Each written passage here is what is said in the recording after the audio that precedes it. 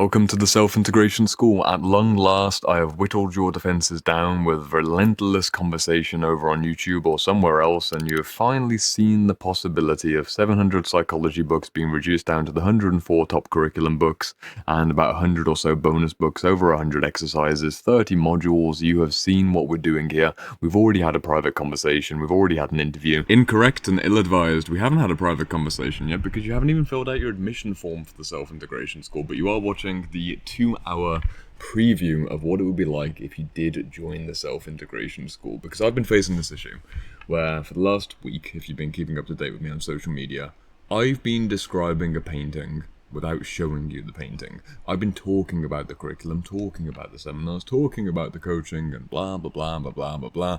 I thought, you know what better way to show you the Self-Integration School and show you the talking that I'm doing when I'm talking in the Self-Integration School, rather than me talking about the Self-Integration School, which is what I'm currently doing while I'm talking to you. So that's the end of this cutaway. What you're going to watch is roughly the first 1% of the entire curriculum.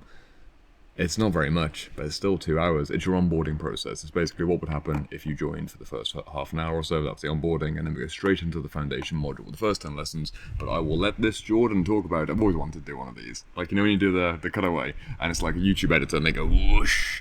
I'm now doing that. Look at me, my fancy editing. You've never seen this from me before, but now I am. Ready? It's like whoosh. We're going to go back in. So back into the video. 3, 2, 1. We've had our admission interview, and go whoosh. Oh shit, wrong way, this way. Like, you already know me a little bit, and it's time to get to know me a little bit more, and more importantly, to get to know yourself tremendously more. This won't be a long video, as you can see from the time bar down below, but the next few videos also won't be very long either. You've got about 30 minutes from this point if you're watching me at regular speed, about 25 minutes if you're watching me at double speed or something like this. Let's just settle you in. It's a welcoming and onboarding experience. I'm sure the adrenaline is all nice and high now that you've made the investment, and you're looking at the next few years of high-level self-integration psychology for basically every major trauma, every major golden shadow potential. We have got a lot to talk about, but let's save that until we've spoken about the 3 major curriculum, coaching and community pillars that make up the Self-Integration School structure. You can see those lessons over in the sidebar. I hope it's this way. If it's that way, then it's that way, but you can see them in the sidebar nonetheless. Go click over there. I will tell you more about each of the major aspects of what you can expect from this experience, and by the end of the next half an hour or so, you'll basically be connected in the community and be able to attend your first seminar this week. You already know where I am over on Telegram, and you'll also then be well oriented to get the most out of the foundation module. Very first module, first 10 books. You'll be able to order them today and get yourself very, very, very much on the path towards some pretty advanced inner work. I'll keep this short, keep this sweet. Once again, thank you for making the choice to invest in yourself and join me on this journey. This is my life's work. I have dedicated, at this point, 7 years of my life to making this curriculum the experience that you're about to experience. And all I hope, genuinely, is that you stay steady and you stay consistent. Let me do my job in supporting you. Show up to the seminars every week. Message me if you need something. Let you do the intentions that you said to me that you wanted to get from this experience, so that in 6 months' time, you're still here. A year's time, you're still here. You're going deeper. Dozens of books, dozens of books.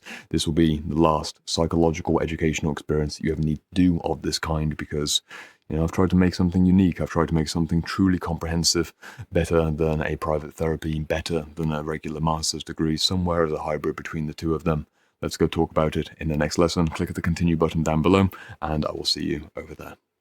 The Self-Integration School curriculum is the beating heart of this experience. Even though you'll be enjoying the contact with me and the seminars and the live teaching, the curriculum is what has taken me years of effort, and I mean relentless effort, to refine into what I believe is at least 95% the best possible psychology curriculum that I could put together, with something like 104 core curriculum books, about 100 bonus books, and 3 particular types of video content that you're going to see throughout this particular online platform. You'll see when you open up on a module, you'll see theory lessons, and then you'll see practical exercises. They tend to be at a ratio of about 2 to 1, so you'll have typically twice as many theory lessons as you'll have exercises, but most modules tend to have anywhere between about 3 to 6 or 7 exercises, depending on how practically oriented the module might be. Some modules are a lot more theoretical, Others are a lot more hands-on. There's really no consistent, like there must be 10 theory lessons and there must be 5 exercises, because it depends on the kind of material. Also, in addition to the practical exercises, you will see, of course, the theory lessons. These are the main lessons, usually around 20 to 40 minutes, and they're going to be very much referring to the core curriculum that you'll see on a module by module basis. If you go and click onto the inner child module, module 3, for example, you will see that module introduction and then all of the core curriculum and the bonus books. And of course, the way to complete a module is watch all of the theory, complete all of the practicals, and then my recommendation is to do at least 50% of the required core curriculum reading per module to give you basically a good idea of what's happening within that particular lane of inquiry. If you imagine 2 years from now, you've completed 50% of the core curriculum within each of the 30 modules, all of the theory exercises, all of the theory, all of the exercises, and 50% of the curriculum, you'll have read 52 books, give or take. Maybe you picked up another 10 bonus books along the way, but 2 years worth of effort, 60 or so books, that's going for the 50% rate. That's kind of the minimum standard that I'd want for every motivated student. Of course, the higher standard, the true gold standard, or even platinum standard completion is to go for 100% of the core curriculum, because they have been chosen for a reason. Hundreds upon hundreds of books reduced down to this fine selection, all of them reread twice, some of them read 3 times. They've been taught to students, they've been taught to clients. They are the best of the best. And I don't want you to fall into the psychological trap that I know people fell into over on YouTube, or even in my previous coaching community, the Shadow Work Library, where I give a big list of book recommendations, and human mind is the way the human mind is. You think, they can't all be that good. I'll just pick a few of them. Surely if there's 104, only about 50 of them are probably any good anyway. No, that is not the case. I have banished about 150 books from this library into the garage, and they will probably never return. I don't keep dead books in the shelves around me. The idea of my library is it must be a living library. A book does not belong in this library unless it has a practical reason to exist for myself, for a student, for a client, or maybe for a video or some kind of teaching concept, or just because it's a very important historical book. If it doesn't meet that category, it doesn't belong in here. At least 150 books being thrown out into the garage. The rest that remain stay in this room, and they've been read and reread if they are worth rereading. Every core curriculum book has been reread. I have typed notes, sometimes as many as 40 to 50 pages of typed notes on a book, but usually anywhere between about 10 to 25 pages of notes for a book to qualify for the core curriculum. So this is me kind of bragging to some degree about how good these books are, but of course, they're not my work. These are the masterful teachers who've come before us, and I strongly, strongly, strongly recommend that as you progress through the curriculum, you look at the core curriculum for each module, usually 3 to 5 books per module, and try and read as many of them as you possibly can if you truly want to get the most out of that experience. Most students typically will need about a month per module. If there's 3 great books, general reading pace tends to be about a month, and of course you can make time before seminars or after seminars to then be working through the material in terms of the videos and practical exercises. That's very much up to you. But just know that everything is structured more or less in a pretty repeatable and consistent way. You choose a module, you watch the videos, you do the exercises, you've got curriculum reviews that you can see over on the side in the reading list and book review section. All 104 of the books, they have their own mini curriculum review, and I talk about what it's like to read the book, what previous students have experienced from the book, why I read the book, why I chose the book, what kind of ideas are presented there, why it belongs in the curriculum. And this is something worth pausing and emphasizing. If you were to join another master's degree university thing, what you get on day 1 is a reading list. You get a reading list of these are the books that you need to read because I said so. I have never seen an exception where a teacher or lecturer has made the effort, and I mean literally months of extra effort, to then go and record all the curriculum reviews and turn them into mini entertaining lessons just to motivate you to read the book, so that you don't see, for example, A Brief History of Everything by Ken Wilber as just a name and just a title. You can go and watch that video, and I think it's 13 or 14 minutes long, and I talk about some metaphors of what Ken Wilber means to me. I give 5 different metaphors of how he's a map and he's a ladder and he's all kinds of things that you have to go find over there.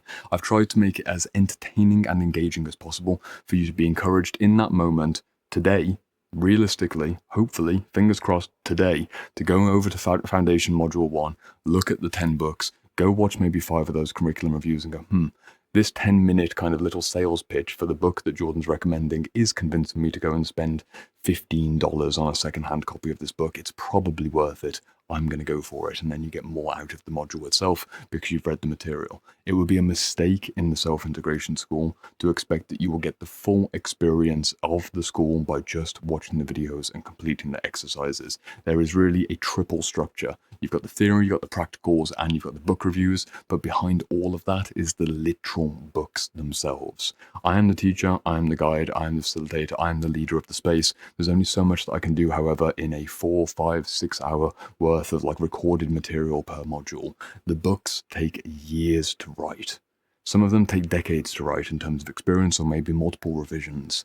I can only ever do so much in 40 minutes on a theme. I try to make it as coaching and applicable as possible. So basically what I'll do, you'll see this kind of as the curriculum progresses, is rather than trying to sum up the entirety of Ken Wilber's life work and the dozen or so books I've read from him, I give you the most applied principles of that work in a curriculum form, which will then be complemented in what we're going to be talking about in the community, where we make it even more personal. The general idea that I've tried to put together here in terms of the curriculum is to create a really strong foundation and all the basic structures of a general influence for most students, the kind of students that are going to be in the self-integration school. So I already know who you are, roughly speaking, and who the other students are, roughly speaking, to give a broad enough base so that then when you watch a video, let's say it's Tuesday and Wednesday, you're watching some videos, you're doing some exercises. When the seminar comes around that week, you can then put some Q&A questions in and be able to say, hey, I watched this lesson, specifically say what lesson you watched. You can reference it because it's all referenced. And I did this exercise. Which exercise did you do? I want to go further. Can you help me out with it? And then maybe we have a 30-minute moment in the seminar where we make it specifically practical to you. And you can do that every single week should you choose to take advantage of the live seminars. That's the idea. The 3 pillars of the self-integration school, the curriculum, the coaching, and the community, all work hand in hand.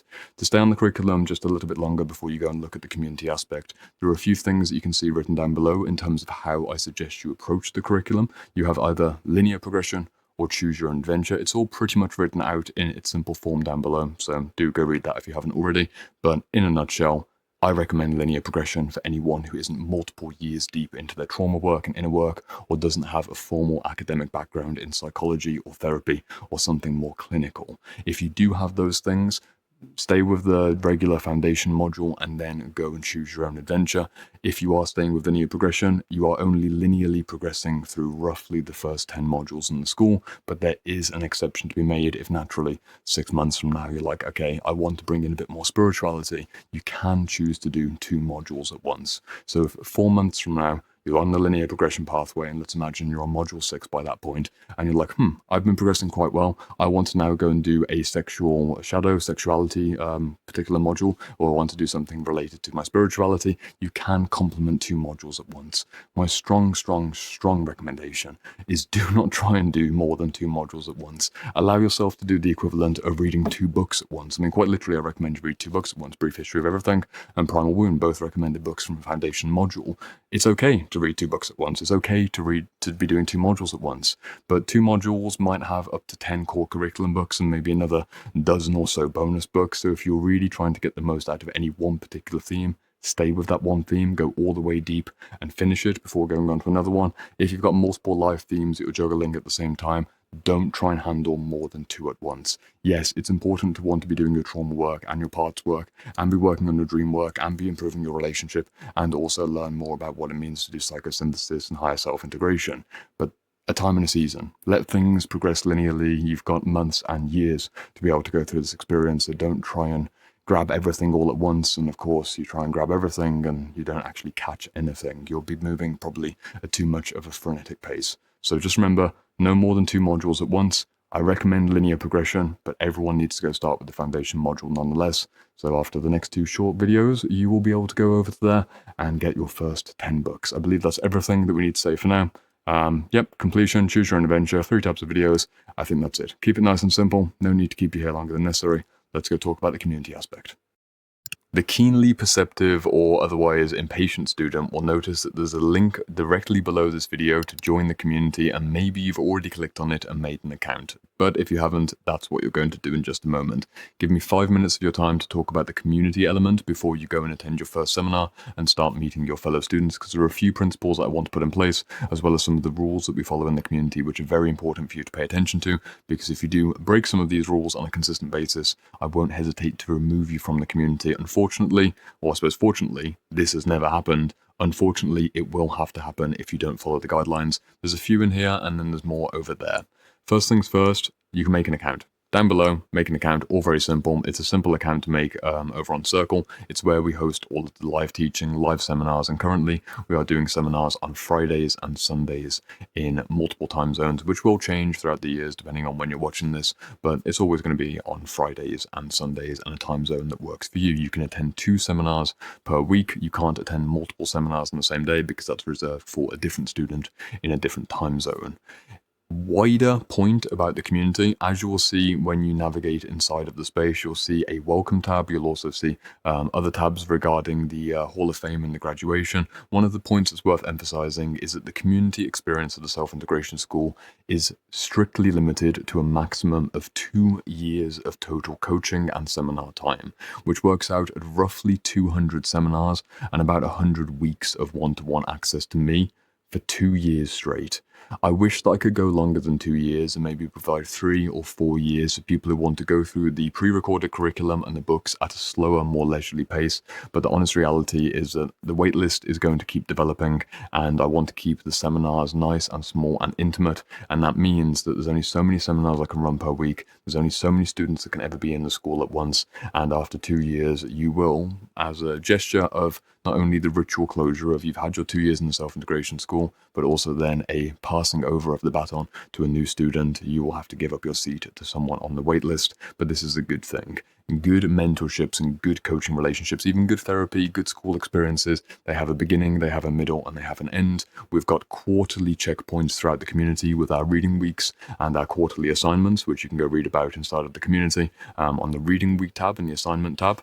There's various things that are happening to punctuate your time over the next 2 years, but just as a true reminder, this is only ever meant to be a temporary experience in your life. I will do everything I can in the live seminars, and however much you choose to take advantage of me, consensually speaking, professionally speaking, take advantage of me over on Telegram and message me, and we talk about things between seminars when it's appropriate.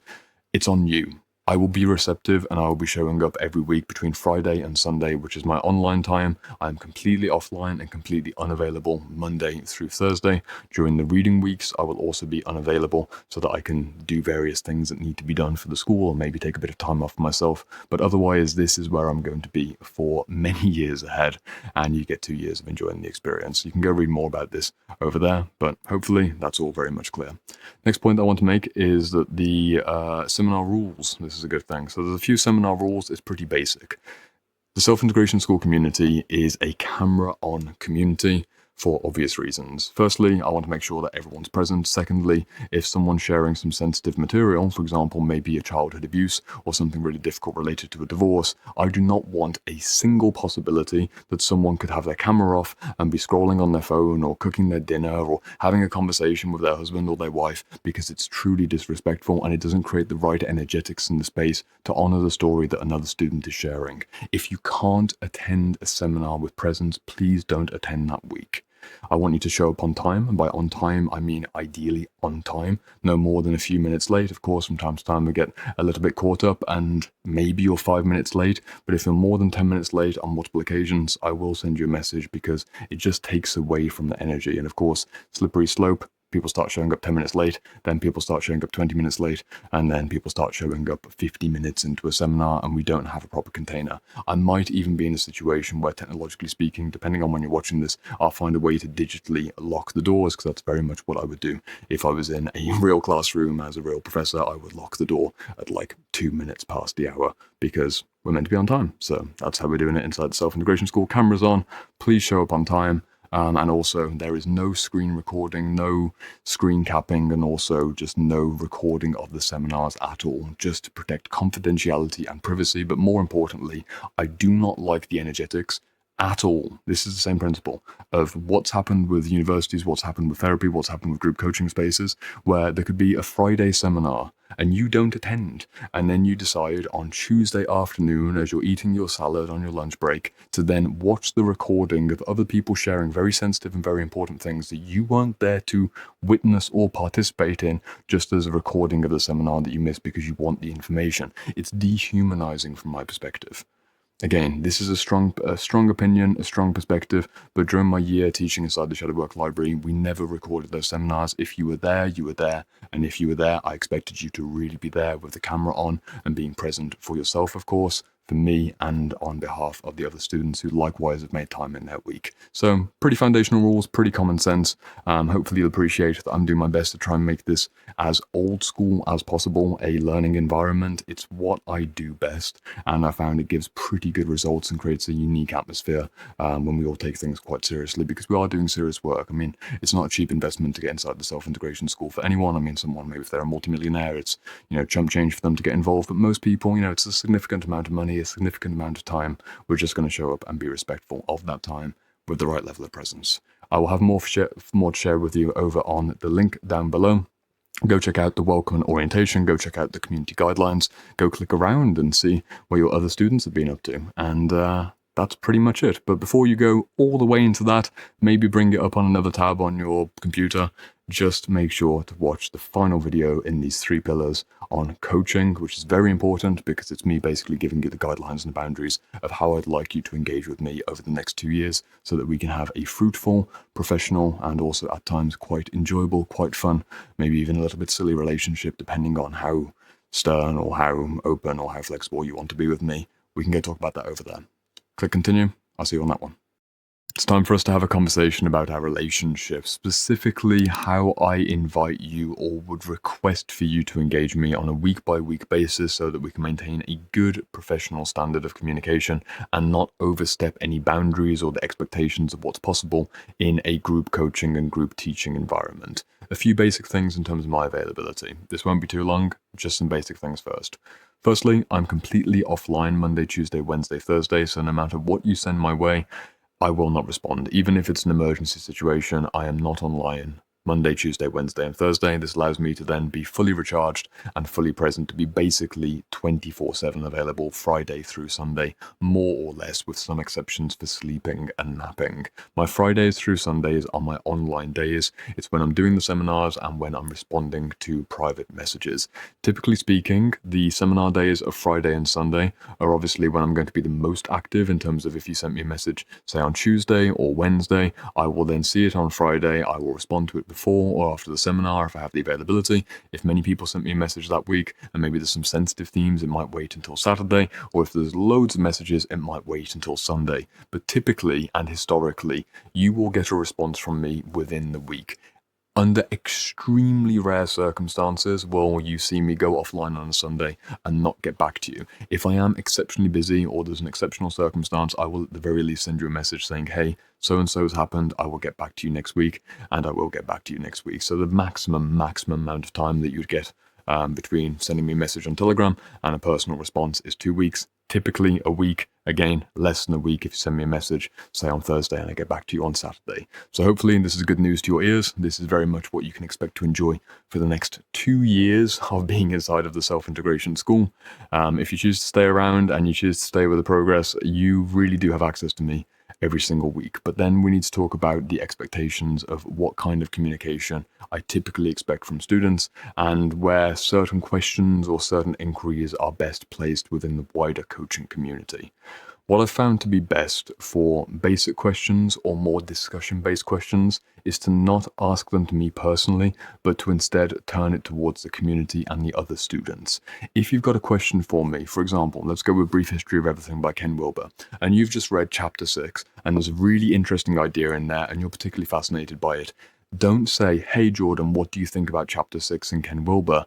Make that a post in the community or bring it up in the Telegram group chat, and you're very, very likely to find someone else who's absolutely nerding out on chapter 6 this week, or maybe last month. They likewise really resonated with that chapter, and you could get on a private call with them and you could talk about it for 3 hours. Unfortunately, because I am responsible for dozens and dozens of students simultaneously, I won't have the ability to engage in lengthy discussions on particular topics with you on Telegram on a week-by-week basis. The private messaging function on Telegram is very much for potentially complex or confidential issues. So if you've got an issue related to, say, maybe a sensitive topic for you personally, or there's something which is maybe a bit too multi-level to bring up in a 20-minute moment in a seminar, please do send it my way on Telegram and I will do my best to help. In most instances, it'll be a case that the complexity can be broken down into several subcategories, in which case we could spend 10 minutes messaging. I send you a few voice notes, you send me some voice notes, and then we find out actually this theme could be addressed on the Q&A seminar that week. So we wait until that, and then we kind of make it a moment where the other students come in. In some cases, it is very much you and me, and we'll work through something. Historically speaking, students tend to ask me, let's call it a deep and meaningful question, probably on a once or twice per month basis.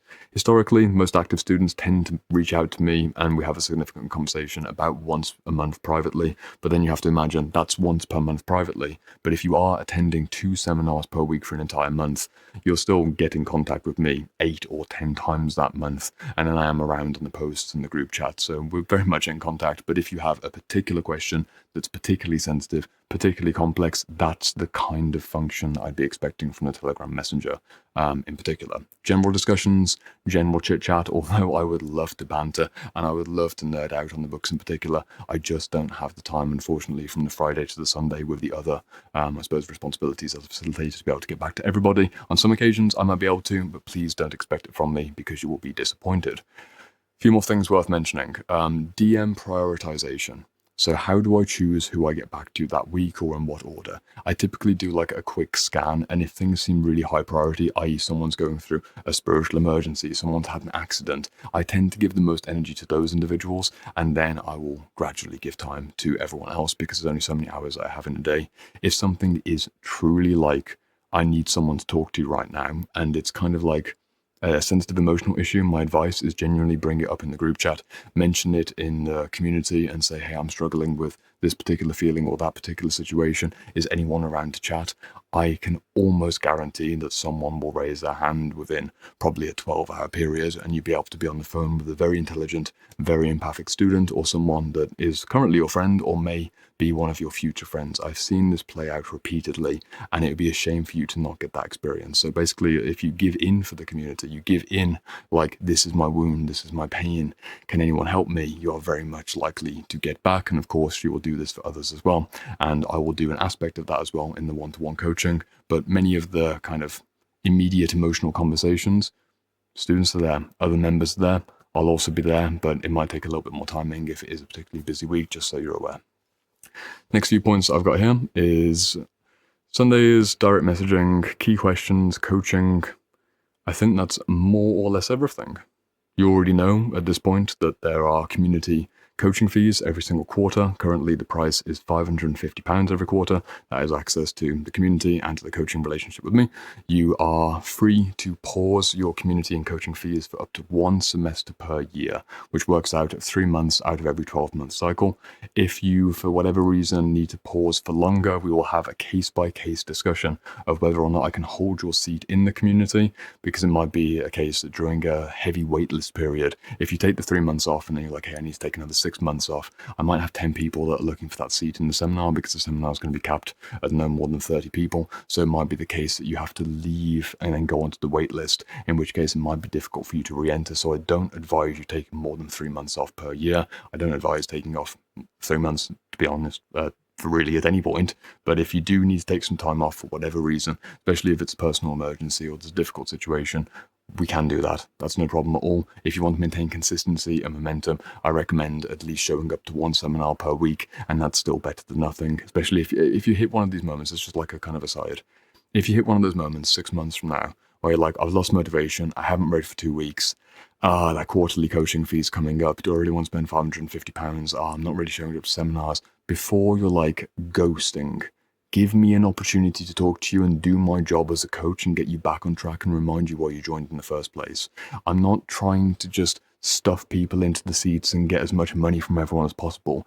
If I wanted to do that, I wouldn't say you've got 2 years to work through the curriculum. I wouldn't have spent years making such a massive curriculum that's really like not so marketable and not so easy to kind of put into a sales process. I do something that's like a higher cycling rate. You see other programs, right? Other programs, I have the option to do like a 3-month quarterly coaching thing. So every 3 months, I do a new round of students, and I just kind of, churn the money wheel, as it were. It's like, here's 3 months, here's 3 months, here's 3 months. I'm doing something that really requires time and relationship. And I'm trying to offer you a relationship with me personally, and of course with the other students, but a genuine personable relationship week by week for about 2 years. So if you notice, please remember this, if you notice that you're falling off, just say, hey, I think this is the reason, I think that's the reason. Can we have a little conversation? And I would love to have an opportunity to keep you in the classroom rather than get the admission fee from a new student who's coming in. It's sadder for me, I've experienced this before, it's sadder for me to have 15, 20 new students joining if I know that they've got the space in the seminars because 10 people dropped off. Because when I've been working with those 10 individuals for 3 months or 6 months, I want them to stay with the journey. It's just about getting juicy, it's just about getting exciting. Of course, after 2 years, you will need to give up your seat, but during those 2 years, I want you to be there. So just an energetic, like, me to you moment. Please do show up to the seminars. If you find yourself not showing up, then send me a message so I can encourage you or inspire you to show up again and remind you why you signed up for this in the first place. Once again, go see over on the community page over on Circle when our seminars will be in your time zone, what's going on in terms of where we are in the cycle for reading weeks and assignments and any other special things that you might see over there as well. That's in your hands. This is the end of the kind of onboarding and welcome. You can also see that we have a support form. If you need any support, there's a form that you can see. Otherwise, let's go move over to the foundation module, the first 10 books in the self-integration school. You've got the curriculum, you got the community, you got the coaching. Let's go build the first 10-book foundation. I'll see you over there. Right about there. Here we are, ruining the immersion. I hope you've enjoyed your onboarding. Let's see if I can pinch this with my finger. Yes, we can. Welcome back to the library. This is me behind the scenes. That's where I do all my client interviews, maybe. I sit down there in a few days' time as I'm doing the interview with you. This is just a reminder that before you go for the next hour and a half of the self-integration school, myself and Archangel Michael over here want to remind you of the link down in the comment section. You can click that link and see the form for the admissions, and you can save £1,100 because there's an early bird promo offer going on right now. As you can see over there, we've got a certain number of days, as well as a very nice YouTube play button. And yeah, that's it. I'll let you get back to the studies. We enjoy the foundation module. Foundation module's coming up. This is the ideal student experience. You kind of dilly-dallying around while pretending to learn psychology. I'm trying to just immerse myself in what it would be like. Like, yeah, whatever, onboarding, schmonboarding. Let's look at statues and books. Link in the description, link in the pinned comment. Let's enjoy the foundation module. Let's do a transition. Whoosh. That was a silly thing to do. This can't be proper sales. But it is, because you're going to watch the next hour and a half, so. Every journey begins with a single step, but I'm not satisfied with just one action. I want you to take 10 actions in 10 particular directions with these 10 non-negotiable, absolutely essential books from the core curriculum inside of the school. These books are absolute gold, and I'm going to talk about them in just a moment. But firstly, once again, welcome to the Self-Integration School. Welcome to the first module in the Self-Integration School. Let me give you a bit of pre-framing about how things work in terms of module structure and what you can expect from the introductions, going into the theory, going into the exercises. Right now, we're in a module introduction. These are usually pretty short videos where I basically hold up all of the core curriculum books, list them down below, and sometimes some bonus books as well, if I recommend that you kind of order them ahead of time and supplement your reading. But for module 1, we are just focusing on the core curriculum, and you can also see that I've separated out these 10 books into 2 particular stacks. We have a stack of 6 over here, and we have another stack of 4. These 6 are the absolute non-negotiable, essentials of all essentials, because they are just fundamentally some of the best of the best. And these ones are also the best of the best, but they're a bit more thematically focused. Halfway Up the Mountain, for example, that's focused on spirituality. We then have Your Body Speaks Its Mind, which is focused on somatics. They depend on personal character preferences. Some students inside the self-integration school, they will be Zen masters who don't really want to do any more spiritual psychology, so they might temporarily hold off on prioritizing Halfway Up the Mountain, and you might choose to go for a different theme instead. But every book that I'm about to hold up is absolute, like, go order them today, go watch the curriculum reviews. You will not regret reading these books, because these books are foundational philosophies for what you're going to be doing for the months and years ahead. The first one, Our Inner Conflict by Karen Horney. I'm not going to speak about them in great detail. You got to go watch the curriculum reviews. The second one, Reality Game by John Rowan. The third book, Archetype of Initiation by Robert Moore. Hardcover, of course. Got to get those dust jackets off. No one likes a dust jacket. Takes away from the aesthetics. Another beloved favorite, Brief History of Everything by Ken Wilber. Another classic, Jung's Map of the Soul by Murray Stein. Cannot resist. Murray is your guide, smiling you on as you begin your self-integration school journey. And finally, another beloved book from students and clients and myself, top 20 of all time, The Primal Wound by John Furman and Ann Giller. Those 6 books should be ordered today because, as I've said, and as I say over in the curriculum reviews, they will fundamentally frame your journey ahead. The other 4 books, also essential essentials, but I kind of behind the scenes knew that if I gave 10 books up front as the essential essentials, we're potentially in a situation where you spend 2 or 3 months just on module 1, but that is not what we're intending here. In the next lesson, you can see the 10-day challenge idea, so I won't say too much about that here, but for now, all I want you to do, order these 6 books, welcome to the Self-Integration School once again, and know that by the end of this module, you will have the momentum and the clarity to choose exactly where you want to go in the choose your own adventure game that is the next 29 modules ahead. These books are a sample of the journey of the next 2 years. I've chosen them specifically to basically be a representative selection of, if I only had a few months with you as an individual student, what would I want you to read to kind of get the gist of what we're doing inside of this school? What does it mean to be focused on personal professionalization of your own inner work? What does it mean to have I can do it this way. This is going to be a rapid fire recap.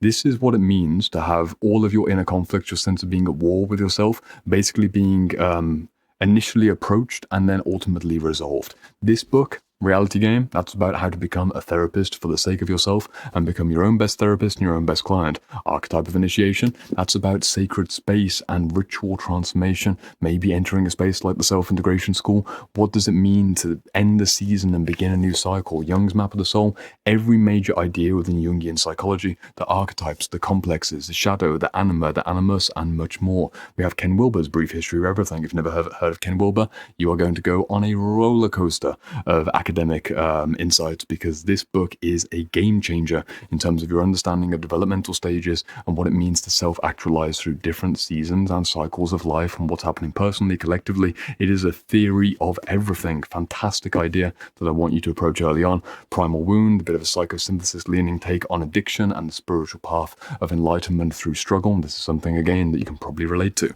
We have Your Body Speaks Its Mind. Your Body Speaks Its Mind is our bridge into the world of somatics. It's more of an advanced book rather than maybe an accessible book such as In an Unspoken Voice by Peter Levine, or even one of Alexander Lowen's books. I went with Stanley Kellerman to give a glimpse of what's possible at the higher end of somatics. It isn't just focused on trauma, but actually on more of the character structure that makes you the way that you are. We have Meeting the Shadow. This is a bibliographic shadow work trampoline through over 40 different essays into the different realms of shadow work. We, of course, have a classic trauma work Bible, Pete Walker, Complex PTSD. And finally, for those who are going through spiritual emergencies and spiritual grandiosities, finding yourself halfway up the mountain, we have this particular pink-rimmed book.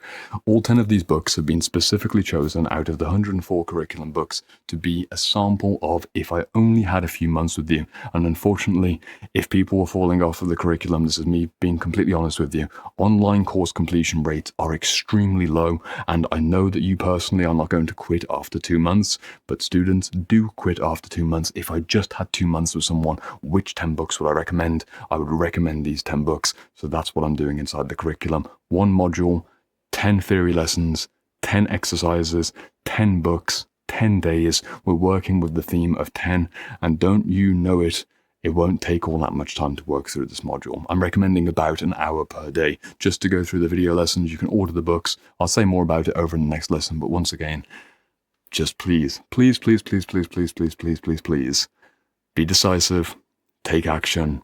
Make the most of this moment that you're in right now. If you've got a few hours ahead of you, why not make quick progress? Why not go watch the curriculum reviews? Why not go onto your favorite secondhand bookseller and get the books ordered and get them on the way to you, so that then as you wait for them to be delivered, you can of course keep working through the curriculum and attend the seminars, have contact with me personally, whatever you choose to do. You are most welcome in this space. Welcome to the first module of a 30-module journey. I have more to share with you over in the next lesson. I'll see you over there. Momentum and clarity. These are the two foundational pillars of the self-integration school experience, and they must be married together with a sense of intentionality and purpose. If you have momentum but you don't have the clarity, you risk being in an overcharged position where you've got many books half read, many modules half started, and maybe 3 weeks of flawless seminar attendance and constant engagement with the community, followed by another 4 weeks of disappearing completely off the map. You might have lots of energy moving forwards, but if you're moving in many directions and you don't have a plan or a clear purpose of where you're going, you will necessarily not burn yourself out, but burn off too much energy in an unskillful way. Vice versa, if you have all of the clarity but none of the momentum, you might get stuck in analysis paralysis. And I've witnessed this tragedy over and over again in previous students, and to some degree even in my client mentorships, where people can have the best big brain vision of what they need for their self-healing and self-integration, but of course all of that vision is nothing if you don't have the ability to put one step in front of the other. You need both the momentum and the clarity married together to make the most of an experience like this. And I thought, as I was planning the module, especially given that I've filmed a good amount of the modules already so far in the self-integration school curriculum, how can I encourage new students to get the absolute best head start experience and not fall off predictably, as is often the case in online curriculums and online courses. The industry standard of falling out of a curriculum is something like 20% within the first 5-6 weeks. I think the online completion rate for a course, the completion rate for an online course, even university courses, is something like less than 10%. And in the self-integration school, we've got higher levels of completion rates than the industry standard, but still, I understand what it's like to basically have a digital curriculum where, of course, we do have scheduled seminars and all the videos are right there and available for you, but water everywhere and yet not a drop to drink. Somehow life happens and it's quite difficult to somehow break out of that malaise of maybe taking a longer break than you expected, or even just breaking through the inner conflict of actually starting on reading our inner conflicts, to name just one example in a bit of a corny way. The best strategy that I've found is from my one-to-one mentorships, and this is what I've learned in the first month of the 4-month experience. It's the momentum ramp, and that's really a focus on the one half of the equation. It's basically creating a time pressure container where you have a limited number of actions to be done in a limited number of time, and you have a bit of a deadline motivation, namely a 10-day challenge. There are 10 core curriculum books inside of this module. Of course, I don't recommend that you read all 6 of these and all 4 of these in a single 10-day period, because it's very unrealistic that you'll be able to do that, firstly, especially halfway up the mountain. That is a behemoth of spiritual knowledge, but you just don't need to do all that reading. The whole idea of this module is that theoretically, you don't need to have read a single book to make massive progress, even though the rest of the curriculum, the other 29 modules, are really about balancing the theory and the exercises with the core curriculum that I'm recommending from masters of the last 120 years or so. You don't need to do that for this module. For this module, I have specifically designed it to be a momentum and clarification ramp into the rest of your journey in the self-integration school. If you complete the 10-day challenge, which is 10 theory lessons and 10 practical exercises in, roughly speaking, your first 10 days of being inside the school, you will then be in a position to do 2 things in particular. The first thing is that you'll have built up the momentum to probably maintain a daily reading habit and also have a good exposure to what's going on inside the self-integration school curriculum, understanding your next 2 years of experience here in terms of the community and the coaching, and also where you specifically want to go in terms of scheduling your week to make the most of the lessons and the exercises. This is something that I talk about in just a few videos time, where we're going into the reality game practical exercise, where we're professionalizing our therapeutic capacity. So I'll save that for over there. But in a nutshell, you need to know what you're doing to schedule your time inside a curriculum like this, very much as if you were attending a university and you had scheduled classes, and you of course need to do the pre-reading or the preparation to be able to make the most of the time together with the teacher and with the other students. students. That's something that you'll be able to get from this next 10-day challenge. You'll get a broad series of examples from the 10 different books, the 10 different theories, 10 different exercises to basically set the tone for the next few months ahead. And of course, the major benefit is the clarification of which module you're going to pick. My standard recommendation for the next 10 days is that you complete roughly one theory and one exercise per day. They should take you no more than about an hour per day, because I'm assuming in kind of the standard situation, let's imagine that you're watching this on day one of joining the self-integration school. You, of course, can see the reading list. You can see all 100 or so books of the core curriculum. You're probably not in contact with all those books immediately, having magically pre-ordered them all. Somehow, maybe from my YouTube channel, you've already got a good dozen of the books that you've already read, in which case, fantastic. You're ahead of the curve. But many of the books in this module you won't actually have in your home just yet. You're probably going to need a week for them to arrive from wherever they're arriving in the world. What I want you to feel is that you don't have to wait. You don't have to wait until Our Inner Conflicts arrives, or the reality game arrives, or the archetype of initiation initiates you into the world of archetypal transformation. You can just start with the videos. It's a very special module in the sense that the other lessons coming up in modules ahead will require you at certain times to have finished a book before you engage with an exercise, because you just need to have 200 pages of theory until you can get the most out of an exercise. Not what I've done in this module. In this module, I've intentionally made the theory lessons shorter than average, around 15 to 20 minutes rather than 30 to 45 minutes, which is what you'll see throughout the self-integration school curriculum, as well as making the exercises kind of shorter and more to the point than some of the more nuanced or more advanced exercises that you'll see in the months ahead. This means that every single day, fingers crossed, I want you to experience about an hour of being in the self-integration school curriculum, of course, attending your first seminars, but basically building up the habit of professional consistency, building up the momentum of doing something every single day, even just 1 hour per day. And then once you've moved out of this first module, you will pick the next module that you want to go into, whether that be module 2, trauma psychology, or maybe you're moving to module 8, I believe, somatic psychology 01, or maybe you're going into the shadow work speedrun, and wherever you choose to go, that's your choice, that's your decision. But I want you to be able to enact upon your decision, have the momentum to back up the clarity, because we've made a 10-day ramp, and you're also going to be attending the seminars, and there's going to be a few community challenges in the mix as well in terms of posting and commenting and engaging with other students. Let's do the absolute best that we can to really put all of your energy into the idea that you have for your personal transformation. Of course, there are several things worth mentioning in terms of not only how to make the most of these next 10 days, but also what happens if you don't do this 10-day plan. And this is kind of a nightmare scenario, not to make you worried or something, but just predictably me to emphasize as honestly as I can.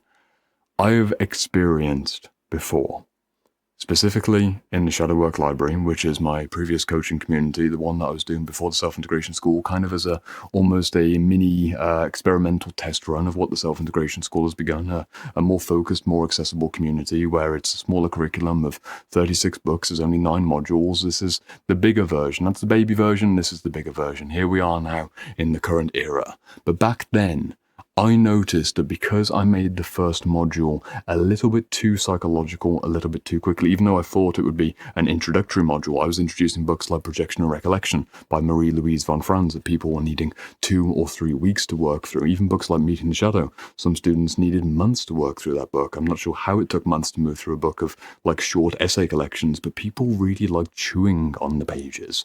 I imagine not literally, but given the rate that some people were working through those books, it could have been quite literally like trying to eat the pages and chew them down, because I don't know how people spent so long on module 1, but then predictably and unfortunately, when I looked at the analytics only recently, I can see an entire year's worth of curriculum viewing, and we can see module 1, every single person is watching those first videos. I think by the end of the first module in the Shadow Work Library, there was something like 13 videos.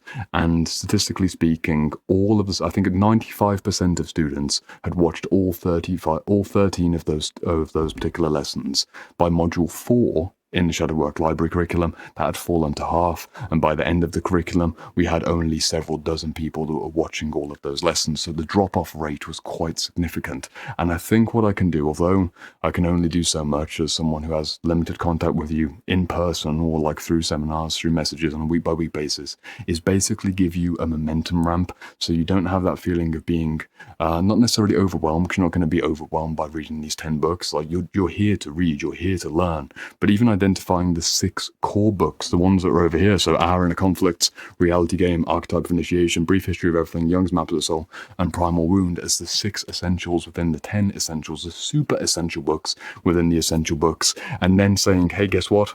You don't need to read any of them to progress into Module 2 or Module 17 or Module 28. You just need to watch the videos. All you need to do, the simplest possible ramp, all you need to do for the next 10 days is watch one theory video. They're like 15 to 20 minutes long. You can even watch it on 1.25, 1.5 speed. Maybe I'm currently on 1.25 or 1.5 speed. If speaking quicker, then I'm going to go even quicker, just playing around with the playback speed. And one exercise. And all of the exercises take about 10 to 20 minutes as well. Some of them are a little bit longer if you want to give more detail to it. But realistically, you could do these 10 next days with like 40 minutes per day. 1 hour max, but 40 minutes per day. Why not build the momentum? And then when you're ready to unleash in terms of your research skills, you will have that momentum backing you up. And of course, the clarification to go in the right direction. Fingers crossed, what I'm trying to do here is basically integrate and then reapply the lessons of a year of teaching in a different coaching community, and also all of my research that I've done around university programs, master's programs, drop-off rates, completion rates, and give you the best possible hope of going as far into this curriculum as consistently as you want, and I imagine inspires you at the beginning of even before you apply to join the Self-Integration School. Let's back up your initial intentions. Let's complete a 10-day challenge, and I won't say anything more than that apart from the 6 essential books within the 10 essential books. You might as well go and watch the curriculum reviews after watching this video, or you can watch the curriculum review as you look at each individual lesson. So for example, we've got coming up the Archetype of Initiation. You can go watch the theory lesson for Archetype of Initiation, go watch the curriculum review for Archetype of Initiation, and then go and do the exercise itself all in the same day. Or you can watch all 10 of the curriculum reviews up front, order all 10 of the books, and then go and do it. The choice is yours. All I want you to do is make it very intentional. Even look on the calendar and write down end of day 10 or 10-day challenge ends, and make sure that you've got Module 1, the videos of Module 1, all completed, 10 exercises in your journal. You're in a strong position to make the most of the journey ahead. That's all for now. I will see you over on the first theory lesson for the Archetype of Initiation. I have more to share over there, but just once again, what I'm trying to do here is make this kind of a super accessible, early module inside of your Self-Integration School journey, so that when you end up in Module 6 of Personalities and Parts Work, and you see just how dense some of those exercises are in the best way possible, trust me, it's a fantastic module. Or maybe Somatic Psychology 02, or maybe you're going through the Archetype modules. Some of these modules will take you at least a month, if not multiple months, to really wrestle with the ideas. They're ahead in your journey. Right now, it can be easy, it can be quick, we can be decisive, we can move forwards with a sense of urgency. Not because we're rushed, but because we're passionate and we're curious and we're attentional. If you want to join me in that energy, of course, you can join me in the next lesson. It wouldn't be too controversial to say that you already understand the Archetype of Initiation, otherwise you wouldn't be watching this video inside of the Self-Integration School. Robert Moore talks about several things within the book. He talks about this idea of sacred space being both liminal and liminoid space, but also more importantly, the first major benefit of mastering this material, which is the understanding of seasons and cycles and initiations. You entered into this school for one reason or another. Many of the students that you're going to get to meet, they have various things going on in their lives, such as career changes, country changes, major relationship changes. They might have something going on in terms of their personal health, whether that's physical health, spiritual health, or mental health. There's some kind of big initiation, a transformation of identity, which is calling you to go through some form of initiatory process and ultimately get towards the next level of identity. That is the heart of what the book's about.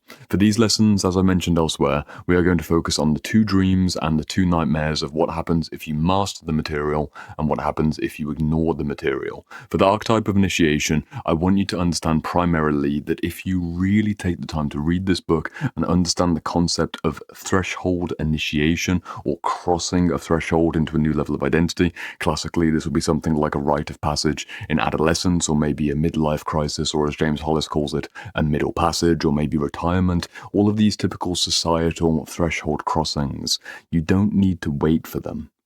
You can self-initiate. This is where the book weaves into the other books from the core curriculum in Module 1, such as The Reality Game by John Rowan. This is professionalizing your own therapeutic process, being your own therapist or counselor. And of course, Inner Conflict by Karen Horney, the states of conflict of moving towards, moving against, moving away from. But for now, the major thing to focus on is just seasonality within sacred space. You are here in the self-integration school because something happened and you get the sense that it's time for a transformational change. But to quote from Robert Moore directly, for that change to take place, you need some form of sacred space. And this is part of what I'm trying to offer here within the curriculum and of course within the coaching and the community. Quoting from the book, page 58, you can think of sacred space in the context of a magical circle or a sanctuary or the precincts of a temple. If that space is not clearly delineated and the boundary kept inviolate, and if it does not have a proper steward, probably myself, who knows when you should enter and when you should leave, hence the interview process, and what you should do while you're in there, then it is likely that the transformation process will proceed only with great difficulty, if at all. Final sentences. Without what Jungians would call a tight vessel, a sealed alchemical vase, then that can heat up enough with sufficient intensity for real change to occur, any change will be much more limited. There may be very serious missteps in the process and malformations may result. Please do read the book to go further into the theme. The first major dream captured here is not only do you need the sacred space, the liminal and the liminoid, as we talk about in the curriculum review, but also more importantly, the idea that you would even need a sacred space in a certain season of your life, in a certain cycle of transformation, in a certain threshold initiation. This is something which is truly revolutionary, because not only for this moment in the self-integration school, but where you'll be in 5 years' time, where you might be in 20 years' time, the many different initiations and seasons and cycles that you will face in your career, in your relationship, maybe in your family life, and especially in your spiritual life. If you have that inner sense that I am feeling disturbed, there's something not right anymore, I haven't got the vitality that I used to have, I haven't got the enthusiasm that I used to have for my work, my family, my whatever it might be, that's one of the signs that you are lacking that sacred space. You haven't got that charge of liminal, liminoid, libido energy, to go into more Jungian or even alchemical terms. If you don't understand that this is an invitation to more rather than a punishment or a regression, or classically speaking just a midlife crisis, or maybe more clinically a case of apathy or depression or something like this, you will really miss out on the opportunity. To reframe it in a more beneficial way, the dream of mastering the material of initiation is that you will be able to self-initiate through the many ups and downs of life as you continue along your journey. You'll be able to understand that you are on the threshold of initiation. You'll be able to track the sensations that mean that this cycle has come to a close, and you will also have the skills, or at the very least the awareness and the willingness to go through that awkward, often quite painful process of a bit of identity disintegration and reintegration at the higher level. This is very much a Kazimierz Dabrowski idea, as we explore later in the curriculum, with the idea of positive disintegration being another one of the core books. The second major point that I wanted to focus on, if you really understand this material in particular, you read this book, you apply the principles. The next exercise that's coming up as well is that not only will you have cycle awareness, not only will you have seasonal initiation, intuition of sorts, your actual growth cycle itself will go from being a standard growth cycle, so a regular human development, a regular level of self-actualization where people maybe need 5 years to do 5 years of work, to actually being a condensed or accelerated growth cycle process, very predictably on repeat. You might have gone through periods of your life where it feels like 2 years passes in the space of a single year, or maybe more dramatically, you've had a month where it feels like it was an entire year of personal development, whether that was on the trauma healing side or the more self-actualization, aspirational side of things.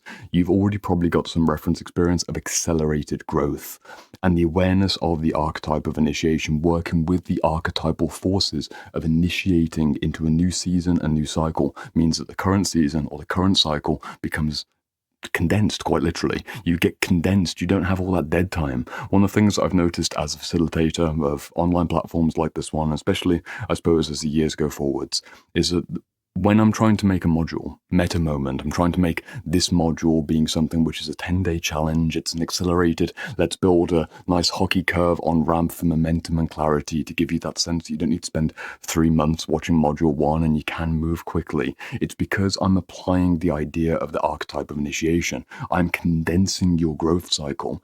I don't want you, especially at the very beginning of your journey, to take more time than necessary between giving the focus to certain types of season and growth, like reflection moments. For example, let's say that you read this book, it's about 180 pages or so. You read this book over the course of 3 very focused days. You have 2-hour, 3-hour reading sessions.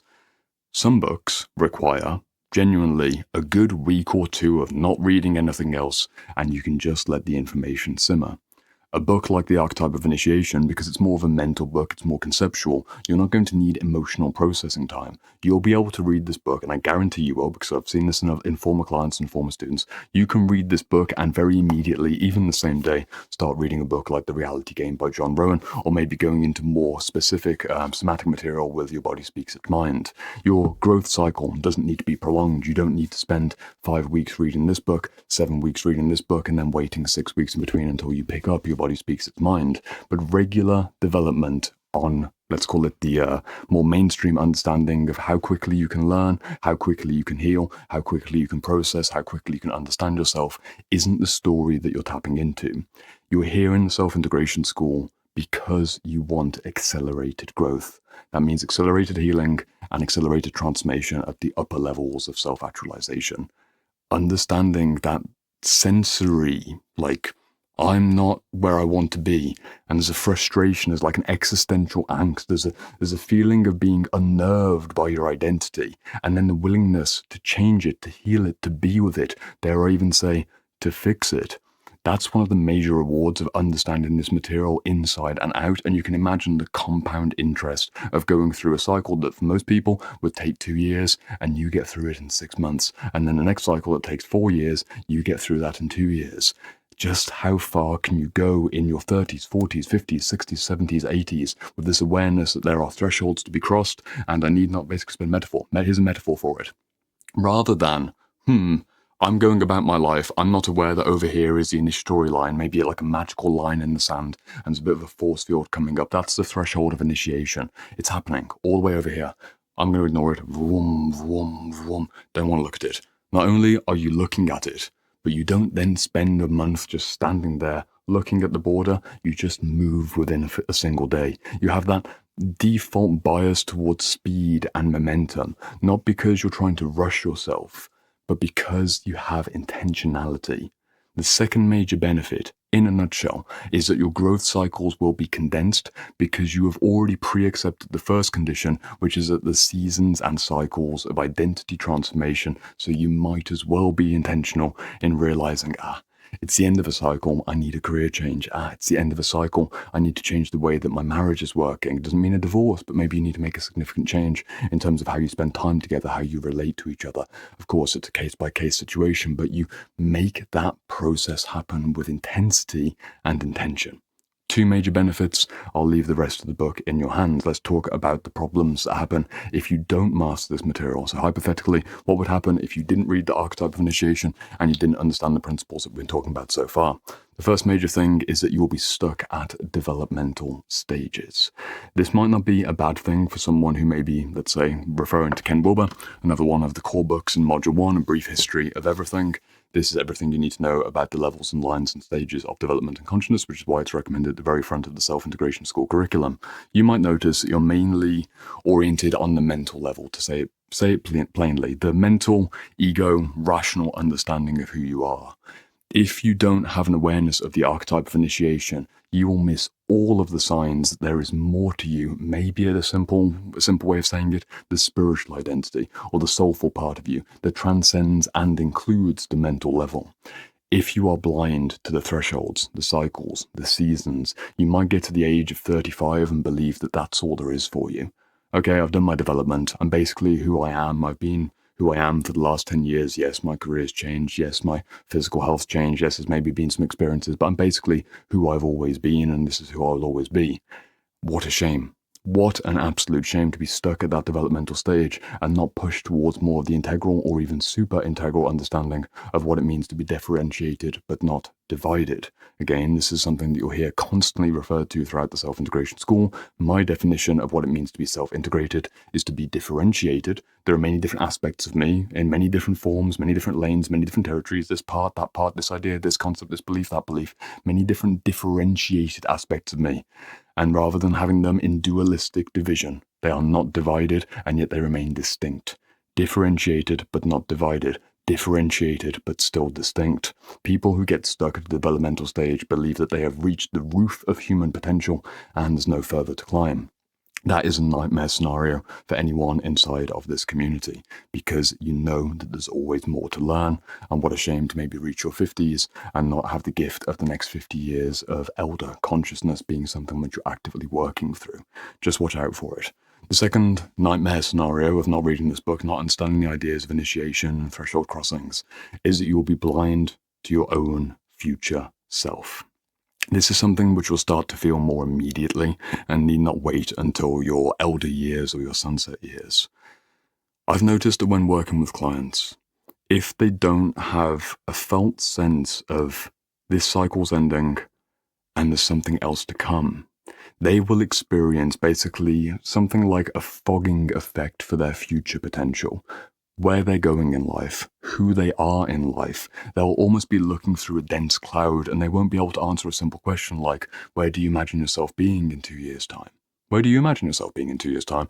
After 2 years of being in the self-integration school, showing up to the seminars, you and me working together from time to time, having this understanding and constant re-acceleration, growth cycle, continuation, everything that we've spoken about, where would you be in 2 years' time? This is what we're looking at in the exercises coming up. But specifically and tragically, I've noticed that certain clients, even very intelligent, very articulate, very empathic clients, if they don't have season and cycle awareness and are not willing to accept the death of a season, the ending of a cycle, the completion of a version of themselves, they don't have the ability to then stretch forwards and imagine a different version of themselves. I've seen it repeatedly in client situations, not thankfully too often, but you can just take a glance at the mainstream population and understand that people really don't have that much of an idea, tragically, of who they might become if they went down a certain lane of inquiry or a lane of self-development. To kind of get into basic, more conventional self-development to begin with, you have to have the ability to go into the classic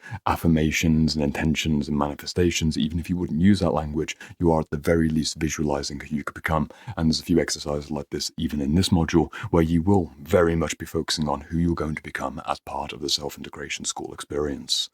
Just watch out for it. Again, the 4 points in total before we take your journal exercise and start to bring everything together is that the dream of reading Archetype of Initiation by Robert Moore is that you'll be season and cycle aware, which means that you know when things are done and when a new thing is starting, and likewise your cycles will be condensed. You'll basically have accelerated growth. Those 2 points right there. Season and cycle aware, accelerated growth compared to someone who's not aware of these things, and the nightmare scenario is that if you don't pay attention to this, you'll be stuck at a certain developmental stage. You will reach halfway up the ladder, or maybe more accurately, let's bring out the curriculum book, because why not? You will find yourself halfway up the mountain and believe that you're at the peak, but you're actually stuck at a developmental stage.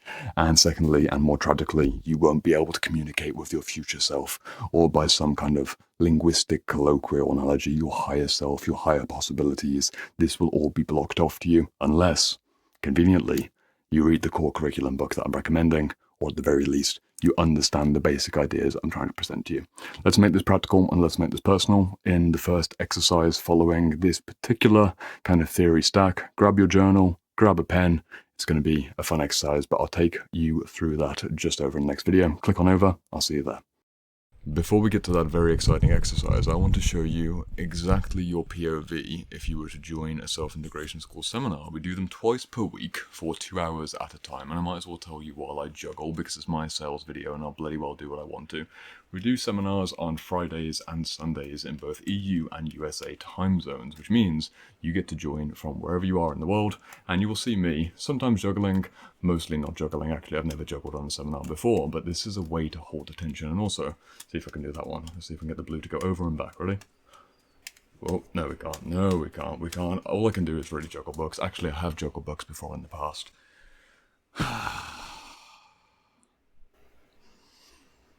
There's 100+ exercises in the self-integration school. There's going to be over 500 videos. I'm going to film modules every single year for the next 10 years. At least 2 bonus modules every year based on student votes, entire modules. I already know what they're going to be. I'm going to do a special one on Freud, a special one on Jung, a special one on Adler, a special one on Karen Horney, a special one on Lowen, a special one probably on Ken Wilber as well. Even though we already have an entire module on integral psychology, I'm just going to do a lot more bonus modules because I live for this work. As you can't probably tell from the fact that this is my life. This is my life and my passion. And if you are interested in joining me for the largest ever psychology curriculum ever put on the internet, and then me basically defending that title for the next decade as I continue to expand the curriculum in a way that no one ever wanted me to, but you can just pay once and get all the expansions forever. You might as well click the link in the description and save yourself £1,100 rather than pay 33% more. Let's see if we can nail that blue going over. Ready, so bam. Yeah, we got it. Right there. Right there. Right there. Right there. See, you can just save some money. And I can keep on juggling. In the meantime, grab your journal. My journal's over here. Whenever you see the journal in self-integration school, it means you're about to get down and do some business. These are just foundational exercises because obviously it's the first few lessons, but they get pretty deep and they get pretty dark. In fact, actually one of the exercises in the first module is about confessing the worst things that you've ever done, and it's called The Darkest of the Dark. Go enjoy the one that you're about to watch. It's not so dark, it's more inviting. Welcome to the first practical step in at least 100 or more steps that make up the exercise portion of the self-integration school. Grab your designated journal and remember that we're referring back to the archetype of initiation and basically making the previous rapid-fire theory lesson something which is a practical reality to guide you through your first few days inside of this space. I've got some simple journaling questions for you. Other exercises coming up will be more, let's call it varied to say the least, but for now it's just a simple series of questions to really get you applying the theory into practice. Journal, pen, page, let's get into it. The first question I want you to write down: why did I join the self-integration school? And what is the initiation or transformation that I'm hoping for? Why did I join the self-integration school? And what is the initiation or transformation, 2 keywords right there, that I'm hoping for? I'll give you the questions up front and then I'll talk about the way that I want you to answer the questions. So write that down. If you need some more time, of course, pause the video. Second question: 2 years from now, who do I envision myself as? More simply said, who do I want to be? 2 years from now, who do I envision myself as? More simply said, who do I want to be? 2 subcategories there for that question. First subcategory: to become this kind of person, what do I need to let go of? What do I need to let go of? And the second question: what do I need to acquire or amplify or get more of? So again, 2 questions here. To become this future version of yourself in 2 years, what do I need to let go of? And what do I need to acquire, amplify, or get more of, which is the accelerated growth curve from the previous theory lesson. Very simple, kind of basic coaching questions in some ways, but what I want you to focus on is not answering these questions in a typical self-development style. I want you to really apply the more Jungian leaning, more sacred space, more transformational language of what it means to be writing your own story or your own myth. This is almost getting into the territory of Joseph Campbell and the hero's journey. Definitely later on in the self-integration schools, we look at the archetypes module. several archetypes modules. We've got the main archetypes module, the masculine archetypes module, and the feminine archetypes module, and the shadow work and active imagination all around that. But to say it simply, you need to write your own myth. And to write your own myth is to have a sense of self and a sense of other, a sense of archetype, a sense of themes, a sense of concepts, a sense of progression and continuation, the past, the present, and the future. And these questions are designed at the very beginning of the self-integration school to just give you a moment for reflection, even though we've already done the initiatory interview process, and maybe you've already attended a seminar. What exactly is happening here? Once again, first question, why did I join the school? And what is the transformation or initiation I'm hoping for? I want you to really focus on this one maybe being the key question here. Feel free to write either in bullet points or in full sentences. Of course, every single exercise inside this curriculum, you will get more out of it if you give more into it. I recommend at a minimum you filling at least half a page of bullet points of what you want from this experience over the next 2 years in particular, and then understanding and visioning who you will be on the other side of this 2 years. We'll be having a few more active imagination, more guided meditation exercises coming up to really help you clarify this in more particular terms. But at a first intuitive sweep into your own future, who are you going to become? What do you sense is happening? And what do you need to let go of, either literally or conceptually? Who do you need to let go of? What versions of yourself do you need to let go of? And of course, what do you need to acquire more of? Is there anything that you need to put in your metaphorical backpack in the self-integration school journey for the next 2 years ahead to help you go further, be more stable, be safer, have more fun, whatever it is? Let the intuition run. We'll move over to the next theory lesson in a moment, just an overall exercise framing, because I believe this is probably, in all likelihood, the very first exercise that you're doing inside the curriculum. Just let this be quick. Don't labor this for 2 or 3 hours. You can move through the curriculum quite quickly in this first foundational module, but do give it at least 15-20 minutes to answer those questions in detail. And my first invitation of many, do bring your answers to a seminar if you are so inclined, or if something is particularly interesting, send me a message personally and it'll be a good discussion point. I'll see you over in the next theory lesson. Take your time with this one. Enjoy.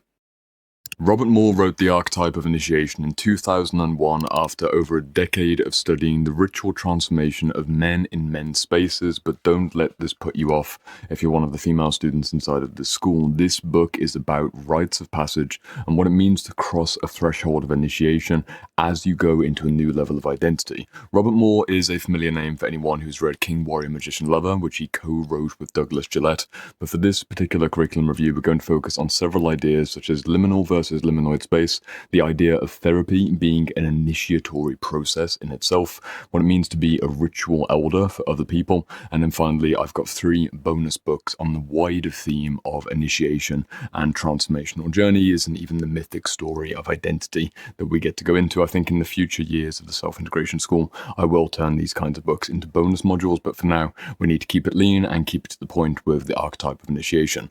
One of the first ideas I want you to really understand from this book is the difference between a liminal encounter and a liminoid encounter, or more accurately, a liminal space and a liminoid space.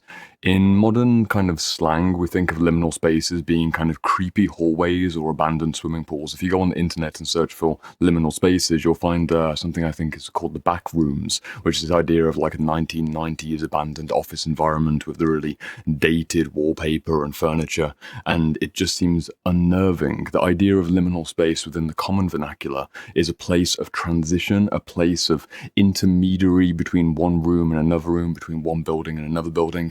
It's a liminal space. But the original meaning of liminal space is a space where there is basically an irreversible transition from one state to another state. So think of, classically, marriage would be a liminal space. A ceremony of marriage would take place or occur within liminal space, usually of a traditional religious institution. Of course, there are divorces, but the actual ritual process of marriage occurs in a liminal space. You likewise have graduations from school, or maybe a significant promotion at work. Of course, if you enter into a funeral and there's a death of a loved one, that is a liminal space. It's something which is deeply significant and basically forms a container for all of that plenipotent energy, which is a technical term for essentially spiritually infused libido, mental energy, all being put together. Plenipotent, Plenipotent. I don't get to say that word very often. I'm glad that it came out in this one. Liminal space is something which is formal. It's formal, it's traditional. They are rites of passage in the typical sense. Of course, we think back to ancient rites of passage, such as the rite of passage into manhood or into womanhood. These things have mostly fallen away from our current society. But Robert Moore, writing in 2001 after the mytho-poetic men's work revival of the 1990s, he saw the birth of what we would now call men's groups and women's groups, at least in the more formal context. Before about 1990, they were very much a niche fringe thing. I mean, they're still already niche and fringe, but they were even more niche before about 1992, 1993. It's very interesting that in the rise of technology, even back then, we started to see that men and women wanted to come together for screen-free connection. Of course, we try and do our best within a school like this, even with digital workshops and digital seminars, but still returning to the idea that there is someone who must be initiated through a certain gathering of people for a certain reason. That's liminal space. What is liminoid space? Liminoid space is usually less of a formal transformation. It's usually a significantly temporary experience. So think of something like going to the cinema, or even if you went to a 3-day kind of music festival, that would be a liminoid space. But some people would argue that basically the defining difference between the two is that one tends to have a lot more let's call it serious themes or serious emotions, like the responsibility to look after a wife, or maybe the responsibility to take on a new level of power within a military structure, or within an archetypal context of maybe you're looking after children, you're becoming a first-time mother, a first-time father. There's responsibility, there's significant responsibility, and maybe even the threat of death or significant injury if you get it wrong. That's liminal transformations. Liminoid transformations, they tend to just be the experience of taking a break from being yourself. When you go to the cinemas, when you go to a concert, when you go to a multi-day festival, this is an altered space for an altered state of reality, and you get to be a different version of yourself. This is something that we cover over in the Spiritual Psychology 01 module, I believe, where we're talking about people who have put on their best festival self, and they get to be, Twinkle Fairy 5000 from Sirius A for 5 days straight, but then they go back to being just Samantha at the office, of course, for the other 360 days of the year. That's the liminoid space opportunity. It's not worthless, but it is worth less than the liminal space. What I've tried to do with the Self-Integration School is create a liminal space, which is why we have a 2-year experience of coaching and community, and you also have access to what I believe to be the best initiators that I have found, namely let's call it 70, 80 different core curriculum authors in the curriculum, and then all the bonus books as well. We've probably got something like 150 men and women with multiple decades of experience in guiding people through the therapeutic process or the philosophical process of getting to a higher stage of consciousness, and I'm giving them to you, and we're learning them on a week-by-week basis so that we can make that threshold transformation from who you were before you joined the school to who you're going to be after you're finished with the 2 years inside of the coaching and curriculum to begin with, and then of course the many years that you have ahead studying the material on your own and wherever you choose to go with that idea. Therapy is an initiation process. This particular container that I'm creating inside the school is something of an academic therapeutic hybrid. So, of course, I take the principles of what makes good therapy, which I've learned from mentorships, what makes good academic master's level study, which I've learned through being at university, building relationships with my professors, doing a bit of lecturing even when I was back at university, having a research scholarship when I was back at university, doing all the academics to the greatest degree that I could, quite literally, and then combining the two of them together of what made a good experience and what made a bad experience, what makes a good experience, what makes a bad experience, cream off the top, put it together, and then we get an initiatory process called the Self-Integration School experience. But this depends upon another idea that you get introduced to in this book in great detail, and that's the idea of being a ritual elder. There's a wonderful, wonderful quote, which I don't have prepared, but it's paraphrased essentially that you cannot be a ritual elder for someone else if you are stuck in a liminal threshold crossing yourself.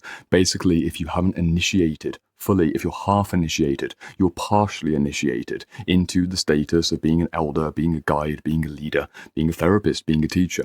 You won't be able to hold all of the intense energy, especially, let's call it the shadow projections that come from the students or the patients, the clients, the whatever it might be. And this is something that I learned early on in about the first year of my coaching, when I felt like I was prepared to be able to take on people's traumas, to be able to work with them on their dreams, but I hadn't fully established the exact identity of being Jordan Thornton, the coach, Jordan Thornton, the therapeutic helper. So there were more moments where I'd be like overwhelmed, quite literally, overwhelmed by the information or the stories or the energies that would come up in sessions. It took a bit of time for me to kind of take on that role. And then over the years, and now at the point in the self-integration school, the ritual elder archetype lead that I am is still contextualized within the wider curriculum. I get to kind of benefit from something a little bit cheeky, and this is what I believe to be good teaching, because good teaching is here are all of my sources rather than I'm the one with the magical answers and you better bow down at my feet, which is what we see in a lot of spiritual circles these days. We see a lot of popular spiritual teachers online who will never quote the sources they got things from, or maybe at best they might have one particular book such as Course in Miracles or The Law of One, or maybe they have another particular esoteric teacher, or maybe they have I don't know, whoever they might have, Sri Aurobindo or something like this that they learn from, Parahans Yogananda, whatever it might be. They have a particular teacher and they'll only go into their body of work, which is very much New Age religion, because you're just basically taking the equivalent of a New Age Bible, a New Age Quran, a New Age Torah, and doing a different kind of shuffling of the information of this is the holy book, and the holy book says this, and I say this, therefore I'm right. That's not what I'm doing as a ritual elder by design in this school. What I've tried to do, as you've hopefully been experiencing, is that although I do take on the role of being the leader and the facilitator, and I take that seriously, applying the principles that you'll learn about in this book, I also get to benefit from the fact that I am not ashamed nor afraid to defer to people who know better than me, namely, especially on this topic, someone like Robert Moore, or the bonus books coming up. These particular teachers have spent way longer, full careers, multi-decades in many cases, studying and applying these principles. So here I am, still in, relatively speaking, the early stages of my career. I am okay to let the other ritual elders take over and we all bow down at their feet, which hopefully you've also noticed when it comes to live seminars. I'm very willing to not have the right answer all of the time, because so much is conversation, and also it makes sense that we do refer back to the people who've gone further than us, and that is what it means to have almost a community of ritual elders operating on you, for you, with you within this community experience. It's all applied up front. It's one of the reasons, again, that I want this book in the foundation module, and I highly recommend you read it at the beginning of your journey. The final idea that I want to share with you before you go and read the Archetype of Initiation yourself is to give you 3 bonus books for the expanded curriculum, just if you're interested in taking this theme further. This is kind of the core material where Robert Moore is referring back to.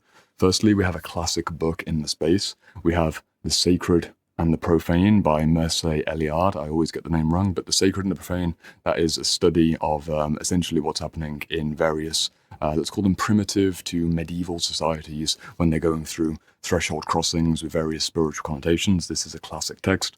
We also have Joseph Henderson's Thresholds of Initiation. This is another good book on the same theme. It's a bit more academic, a bit more dense than the Archetype of Initiation, but if you find yourself wanting more, you'll want to read this one. And then an introduction to the man himself, someone I'm probably sure you've heard of before. He doesn't feature too prominently inside the self-integration school curriculum, because I know that other people teach him much better elsewhere in different types of curriculums, and also he's decently popular, so I'd rather introduce you to people who are less popular and deserve your attention, but nonetheless, Joseph Campbell.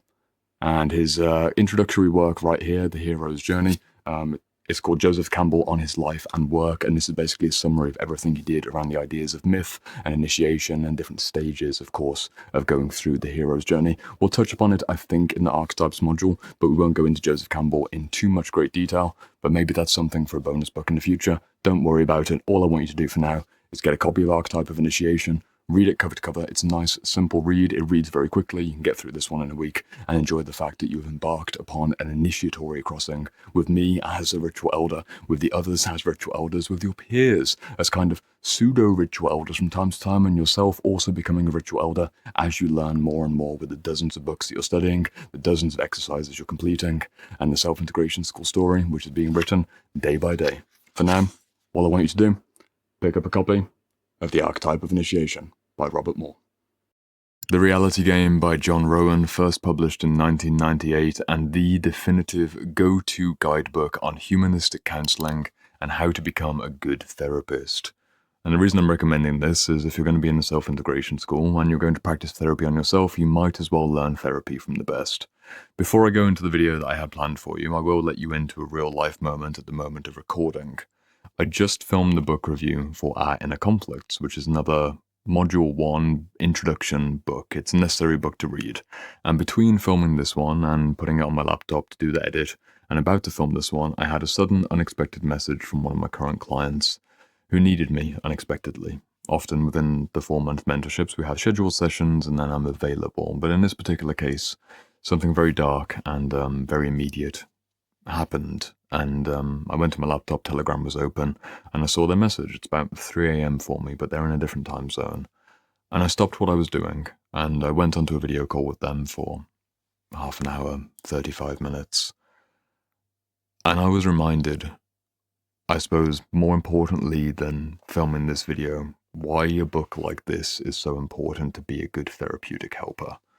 John Rowan is fundamentally a humanistic counselor. He is fundamentally a humanistic psychologist, and at its core, that means to be human first. Although this book is a series of charts and diagrams we're going to get into about the evolution of therapy over the last 100 years or so, one of the things that I've personally learned from John Rowan, and the reason that I've read this book 3 or 4 times, is what it means to have the heart of a counselor or the heart of a therapist. And in that moment I just finished about 10 minutes ago with a client who suddenly needed me, and they're in quite a lot of emotional distress. I won't share the details, but they're in a lot of emotional distress. I was mentally preparing to talk about John Rowan's humanistic counseling guide, and then I'm suddenly presented with a moment of, do I show up and care, or do I show up and do a thing, do a technique, do a practice? And what differentiates humanistic counseling from maybe behavioral therapy or more pure depth psychology that's focused on images and symbols is that it's really about the connection between the two people. And all I did for this individual, although I had various things that I would say that were more professional, more therapeutic, there was some somatic advice, there was some visualization advice, there was some practical guidelines, I basically said, you know what, I'm here with you. I'm here with you in the pain, and then because it's an in-between week in my mentorships, we wouldn't normally have a scheduled call. I said I will be here again this time tomorrow, and we're going to schedule something in. So if that particular moment kind of continued, I would be there just to be there. Nothing profound, nothing necessarily said that was technically precise or emotionally beyond I'm here for you and I care about you. And I literally said those words, like I care for you, you are worth the attention, you're worth the time. That is humanistic counseling at its core, and if you don't yet have the ability to relate to yourself that way, in the same way that I relate to one of my paid private clients in a moment of sudden distress, this is the book that you need to read. Page after page of John Rowan's work is basically giving you a therapist in training approach towards doing your own personal inner work. The reason that it's recommended from the very beginning of the self-integration school curriculum is not only you learn how to be a good therapist for yourself, which means imagining that you were a therapist going into professional practice and you learn from the best as if you were doing it for yourself. You also learn the full developmental history of how psychology became what it is today. A chart that I showed you at the very beginning, or at least flashed on the screen, is basically comparative diagrams between the different modalities, the different key thinkers, and how they map across time. This is page 1 of 3. I will show you the other pages just until you buy the book yourself. You can see a variety of quite familiar therapies that you may have heard of before, some that you may have not heard of. Again, pause this on the screen if you want to pause it and check in more detail. It's effectively the go-to map that summarizes the history of the therapeutic profession and all the different major subcategories of how to do therapy on yourself. It is the handbook of choice. You will understand by reading this book how different modalities that I've selected in the self-integration school are useful at different stages of different problems. There are certain relational models that work very well for early childhood developmental trauma that are completely inappropriate for the later stage golden shadow self-actualization work. Likewise, there are certain self-actualizing needs that need more of a somatic therapy approach, and there's more one-to-one things that actually need communal responses. You get the idea. I'm still truthfully in the feeling about the client that I was just working with. My heart is engaged in the work that I have for them. And I suppose one of the practical things I'll just share with you of what it's like to read a book by John Rowan is that this feeling that I'm currently in this particular regard, I was called upon to give my heart and give my mind to someone who needed me. And as a professional therapeutic figure who is paid for my services, I have built this skill over years and I can deliver that on command. I can receive the message and be there. As soon as I saw the message on the video call, I want you to develop that kind of skill set for yourself. And you can. It's not a natural thing. I didn't naturally have the ability to be able to go into an emotional storm and be present in the emotions when tears are high or rage is high or there's panic or any kind of particularly high charge emotion. I wasn't born with that skill. I learned it by reading books like John Rowan's Reality Game. He also wrote other books I've got in my library. They're not the best one. This is the best one. He wrote Ordinary Ecstasy, which is about the dialectics of humanistic counseling. That's more of a complex book, but it's basically the same idea. Being a therapist is a skill that you can learn. You could read someone like Carl Rogers, Becoming a Human, or Client-Centered Counseling, I think is another one. I've got a whole shelf of 40 books about how to be a therapist. And these are the kinds of books that people learn in training. They're technical books, but they're also soulful books. You need to read one at the start of your self-integration school journey because you will basically set the atmosphere of treating yourself like a client and professionalizing your own inner work. Just imagine how good it will be 6 months from now, once you've read this book and been applying the lessons. You can be in a moment of sudden emotional distress, and because you've created enough psychological space in your mind, you'll be able to bring out the inner therapist in response to the part that's a personality, the ego, the somatic thing. You'll be able to bring both out at once and self-soothe and self-explore in a way that is very, it's just incredibly liberating. To be able to be self-therapeutic is one of the top-tier goals that I want for everyone in the self-integration school. It's why it's a foundational book for the 104 books that we have here. I can teach you many things. You'll show up to the Sunday seminars. You'll show up to events and all kinds of things that we'll have going on. The self-integration school will grow over the years. I'll recommend more books than the core curriculum. All kinds of things coming from the outside. But if you do not have the skill set of knowing how to deal with your own emotions and look towards your own problems in those private, quiet moments and give care and compassion and what Carl Rogers would call unconditional positive regard, seeing yourself as someone who's worthy of unconditional compassion, you will be missing a major, major piece of lifelong self-actualizing, self-therapeuticizing, self-integration. It is the book to read on the topic. There's 40 other books or so in my library right down there on the shelf that are all about therapy for therapists, how to become a better therapist. This is the one I've chosen for a reason. Every client that I've recommended read this book has instantly, within a week of reading the book, changed the way that they approach themselves. All of the major themes around projection, transference, emotional wounding, various complexes, they are covered in brief but still enough detail for you to get a wide span of why the profession is the way it is, what you need to learn. And I will just leave it on that final recommendation. Very real-time moment, again, complements a book like Our Inner Conflicts, again from the introductory module. These two books go very nicely together, but for the sake of this one single video bibliography, I recommend that you read The Reality Game by John Rowan. And then maybe you can, if this is also you, this is you and this is also you, when you're screaming at yourself, you can compassionately hold yourself down here and you basically become a self-completed, self-therapeutic figure. Whether you like it or not, you are participating in the reality game, and this book is going to give you the ability to professionalize your own inner work. You are going to begin the journey with this book of becoming a professional therapist if you haven't already professionalized your therapeutic skill set by actually being a therapist, a counselor, or a coach. And I'm speaking metaphorically, but also to some degree, I'm speaking literally. This is a clinician's manual. As I mentioned over in the curriculum review, please do go watch that one. But in brief, this is a clinician's manual from John Rowan, the leading humanistic psychologist in the UK, by my opinion, who teaches beginner therapists and beginner counselors how to do good therapy. And I recommend it at the very beginning of the self-integration school as an essential, non-negotiable curriculum read, because if you're engaging in a 2-year process of introspection, self-exploration, and eventually self-healing and self-transformation, you might as well be your best possible helper. What would it mean for you to be a good therapist for yourself, but also to be a good client? These are the questions that are answered in chapter after chapter of John Rowan. If you really take a bit of a mental reframe of not for example, maybe you're not a coach or a counselor or a therapist or someone who's thinking about doing anything in the helping professions, you can ask yourself the question of, if I were a therapist, how would I like to conduct myself? If I were my own best client, how would I like to show up for my sessions, as it were? That's the mentality that I want to instill in you from the very beginning of this journey together. Throughout this module, I'm giving you 10 different opportunities to go into 10 different ways of practicalizing the theory that you're going to be reading in the curriculum books. But the overall philosophy is something which really is worth emphasizing. There are two major benefits of professionalizing your inner work. First major benefit, you basically master yourself.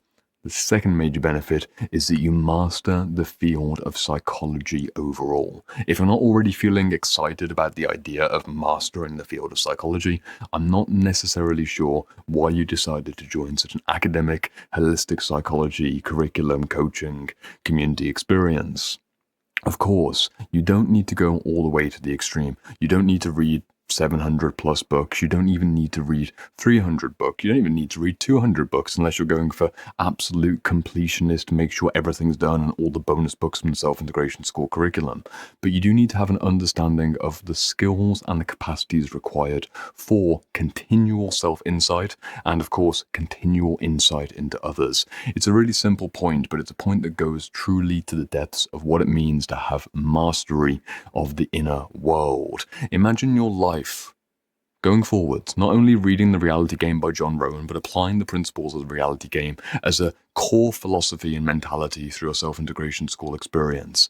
5 years from now, 10 years from now, 40 years from now, you have an ability to basically X-ray, as if you're wearing X-ray glasses, of why people are doing what they're doing, what the greater patterns are on maybe the geopolitical stage, what happened in a particular history of one individual, maybe the history of yourself, and you can see it with a clinician's eye. You can have that level of detachment of, I'm simultaneously the one that's experiencing maybe the wounding, bruising, or trauma, or maybe just the agitated sensations or difficult emotions of a certain negative experience, and yet also you have the inner therapist coming online and helping you and guiding you. As we explore in Module 6 on parts work and subpersonalities, we naturally get to more of a multi-level, multi-part perspective of self and ego identity as we start to look at things like the inner child, or maybe for myself personally, the mentor subpersonality, or the teacher subpersonality, or the athlete, or the spiritual seeker. These are things that we discuss in great detail over in Module 6. For the sake of simplicity, you will get an inner therapist subpersonality. For many people, the inner therapist is very close, if not parallel, tangential, kind of absorbed by the higher self concept, what it means to be your true self, your higher self. The inner therapist tends to work within that. Some people would even bring in more of a spiritual soul perspective of my soul has something of a therapeutic quality. You need not get bogged down in the details. The point to pay attention to is if you master this material and you read not only John Rowan's Reality Game, but the other books I'm recommending here in the beginning of this curriculum, you will have a professional's mentality.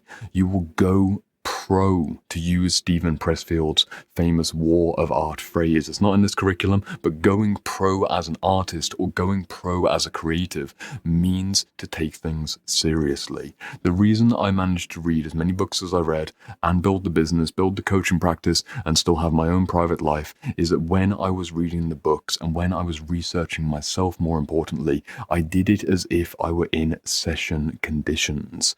I wasn't lazily picking up a book, reading 15 pages here, leaving it for a week, getting motivated one Saturday afternoon, reading it for 4 hours, and then dropping it for another 2 weeks.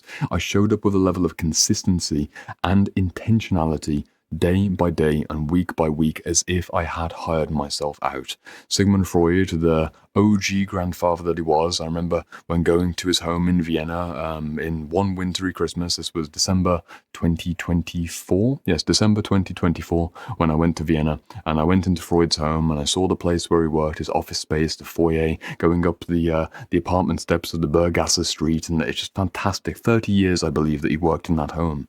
He was consistently, Monday through Friday, seeing many many patients. I believe typically he was working with about 30 to 40 patients over the course of a single week. He would see anywhere between 10 and 20 patients in a single day. Although I don't personally like the model of having 45, 50-minute sessions in a typical analytic hour, and you're certainly not going to be lying on a couch and telling me about your Oedipus complex in a session, or maybe in a seminar we will be talking about the Oedipus complex. Never say never, but realistically, the mommy issues, the daddy issues, the themes are accurate, but the level of intentionality to set in a Freudian style a course of analytic therapy, you would typically, historically speaking, in 1907 or maybe 1899. Well, 1899, that's kind of, I mean, he was writing at that time. Maybe his analytical practice changed. That's an aside for another day. Let's imagine it's 1907. It's 1907. You're in Freud's office. Freud says, okay, we should begin the analytical process. He's very likely to recommend that you come in every single day, Monday through Friday. Let's say it's 10 a.m. till 11 a.m. and you will continue this course of action for 1 or 2 months before then changing the pace and the scheduling of the sessions. What if you applied that same level of, I've got an appointment with my therapist, I've got an appointment with my inner world, and you applied it to the self-integration school experience? That is the heart of what I'm inviting you to take on. It's why we're building this momentum ramp at the very beginning of the curriculum. If you start to get into the habit of treating yourself like a client worth caring about, or even, to use more of a medical terminology, treating yourself like a patient worth caring about, you then naturally bring out the duality of, if there's client, there must be coach or therapist. If there's patient, there must be doctor or healer. You can choose whichever language you want, but to have an inner therapist and an inner healer at the very least is one of the great gifts of genuine, high-level, multidimensional, transformational inner work, and John Brogan is the guide.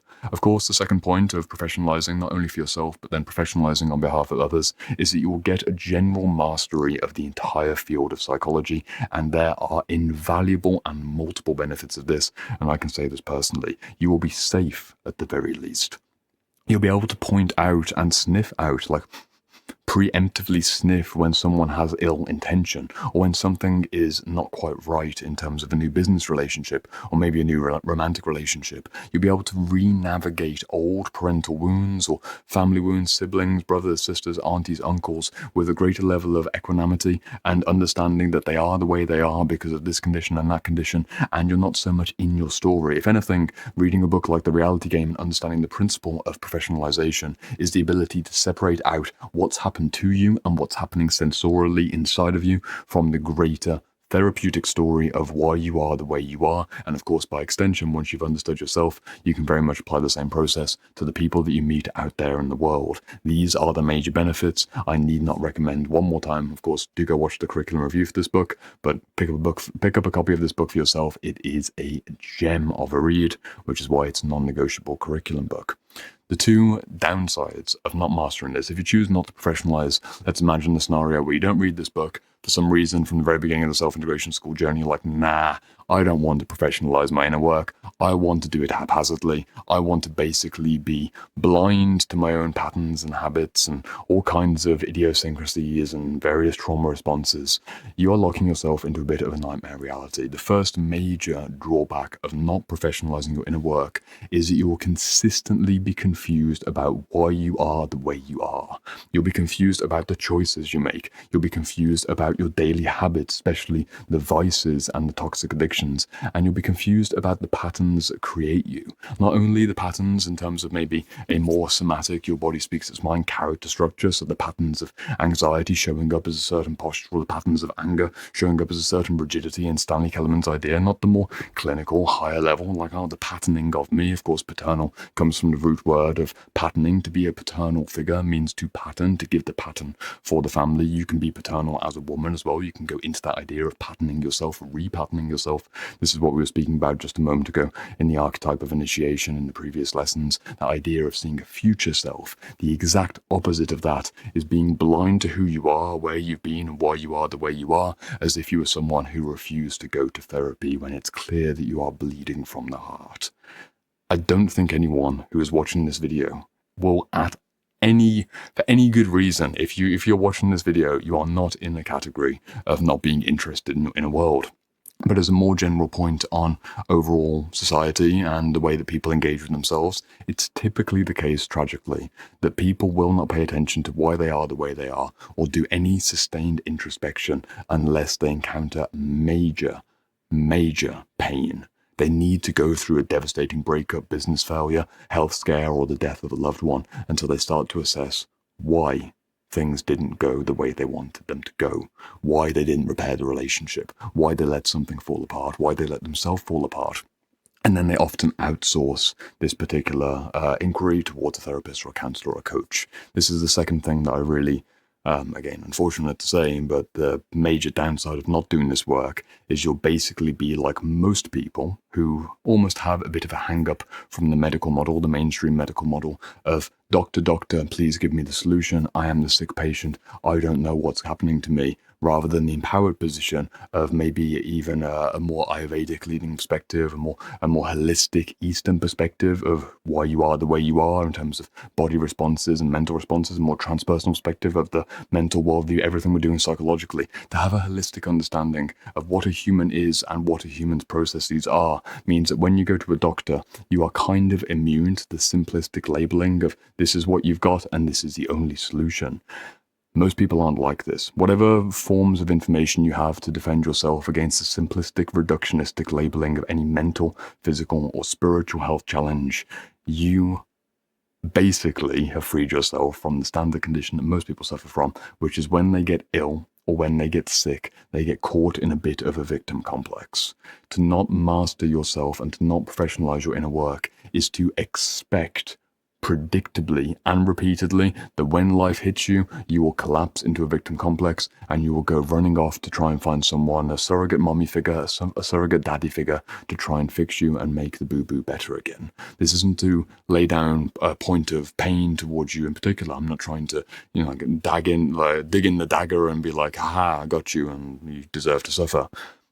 It's just the sad reality of the victim complex. We explore this over in, if you look at Embracing Your Inner Critic in particular, that's one of the books coming up in terms of the shame and self-criticism module. You will really understand why people get trapped in their own pain and why they basically disempower themselves to not make a change. But of course, pain gets so bad that then eventually they need to go to the doctor and maybe they get the prescription, or they go to the mental doctor and they get the mental prescription.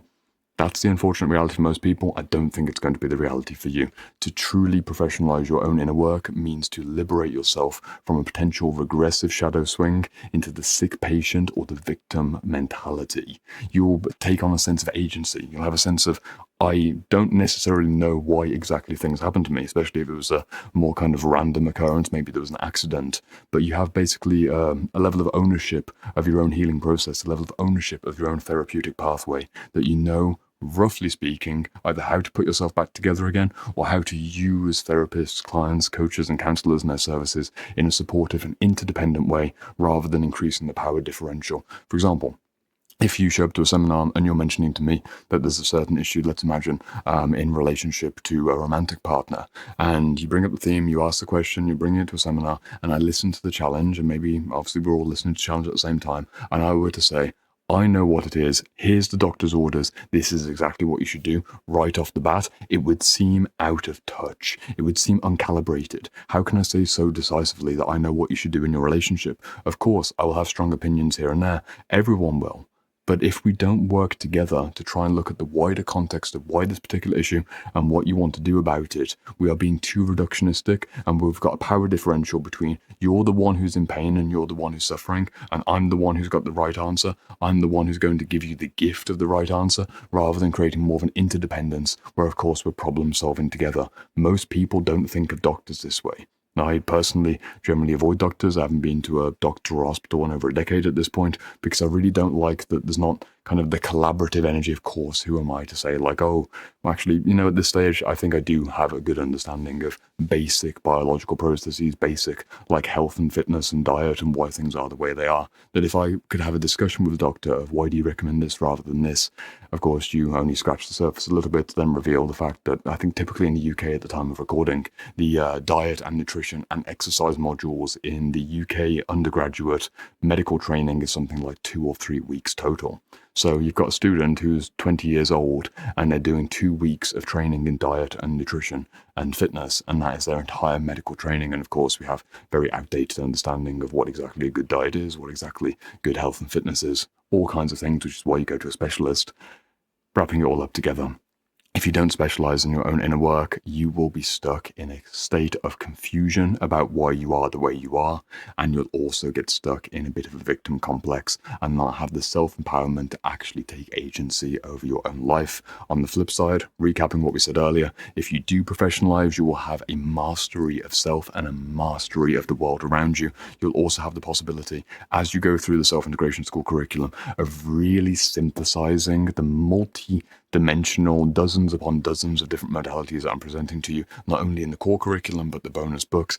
Everything that I'm giving you the opportunity to really go into and apply to your own life, you will not only have the interest and the ability to then sit with the material and work through maybe intellectually or emotionally challenging aspects of that material in particular, but then form the web between the connections. And that's what it means, again, to really be taking on a multi-level integrative perspective of everything that we're studying here. It's not just this tool for all jobs, but this tool for this job, this tool for that job, and this perspective for this particular process. That is the gift that I'm trying to give you, or more accurately, John Rowan is trying to give you in the reality game. Please do go order a copy.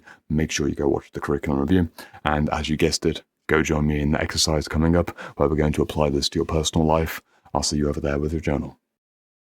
It's time to grab your journal and think of John Rowan as we envision the type of therapeutic professional that you plan to become during your time in the self-integration school. And this is a relatively quick exercise that shouldn't require too much complexity, but it will be significant, as I mentioned in the previous theory video, in establishing a philosophical framework for what you are planning to do with the pain, the wounding, the trauma, and all of that potential that you're planning to focus on within this curriculum, and of course all of the live seminars that we'll be discussing in the many months ahead. Very simple exercise, very powerful results. The second half of this exercise is very much a structural commitment of what kind of consistencies and practices and scheduling you're going to be doing in terms of your reading, your time with the theory lessons, and also these types of exercises, as well, of course, of the seminar attendance and working with me in terms of what you plan to do, in terms of reaching out to me and which issues you'll bring to the group, which issues you'll keep for yourself. But before we get into that, let's discuss the main essence of what it means to become a professional based on what you're already inspired by. Simple invitation. I want you to think of the most therapeutic figure who you're in literal contact with. So this could be a parent, a family, a friend, a mentor, a teacher, an actual therapist, someone that you have an actual relationship with. They know who you are. You've got history together. The most therapeutic individual, bring them to your mind. Who are they?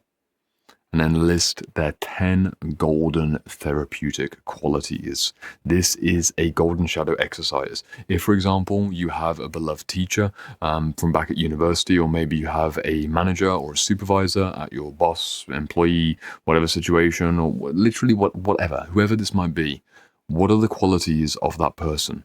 And why are they such a good therapeutic figure? They don't need to be a therapist, but maybe they're calm. Maybe they're insightful. Maybe they're wickedly intelligent. Maybe they have a level of spirituality. I won't give too many examples because I want you to write down the 10 golden qualities yourself. Maybe you can already be doing this as I'm speaking. Why are they so brilliant at being a therapeutic support for you? The point here is to, of course, get at least 10 on the list, but if you can get more than 10, maybe 15 or 20, all I invite you to do is then get a highlighter and list the top 10 that make the most difference. So, for example, you have 20 different series of virtues and golden values, and you realize that actually for you personally, although someone else may value consistency a lot more as a higher value of therapeutic impact, you actually value the intelligence being more so. When you're making the choice of out of these 20, which are the 10 that are most important, go for the ones that are most important for you personally rather than most important for a general population or somebody else. By the end of this first little bit of the exercise, you should basically understand what are the 10 golden shadow qualities of the ideal professional inner therapist that you're likewise projecting out into the world. And of course, there is room for developing those qualities within yourself. You're basically setting the tone and the atmosphere for the kind of inner work professional that you plan to become. Or if you're already a coach, therapist, a counselor, a healer, or someone who works in the helping professions, these may be qualities that you already have quite strongly established in your practice, but of course can be refined. Or maybe there are a few random ones in here that you're like, wait a minute, I realize that in looking towards, let's say, my grandfather, or looking towards maybe my brother or my sister, semester. They have this certain quality of, I don't know, let's say playfulness in their therapeutic work, or their therapeutic presence, even if not a therapist, their therapeutic presence of being playful. And in terms of my clinical practice with patients or clients, I'm not actually that playful. This is a moment where you realize that's an important value. I want this for me, and it'd probably be good for the people I'm also helping. And this is a moment to then kind of update your philosophy of what it means to be a good professional as you're playing the reality game. Please pause the video before, I suppose, once you've gotten these list of 10, if it goes up to 20 in total, make sure you've got highlighted the top 10 qualities, and then we'll go to the scheduling half of the equation. Assuming now that you've got your list of 10, let's make this concrete and real in terms of what you're going to be doing this week, this month, and for the year ahead, in terms of the highest timeline of consistent, repeatable, 80%, 90% you can follow through on this routine in terms of how you're going to be approaching the self-integration school, not only the curriculum, which is the research and the reading, but also then working through the exercises as you're doing right now, and the theory lessons in particular.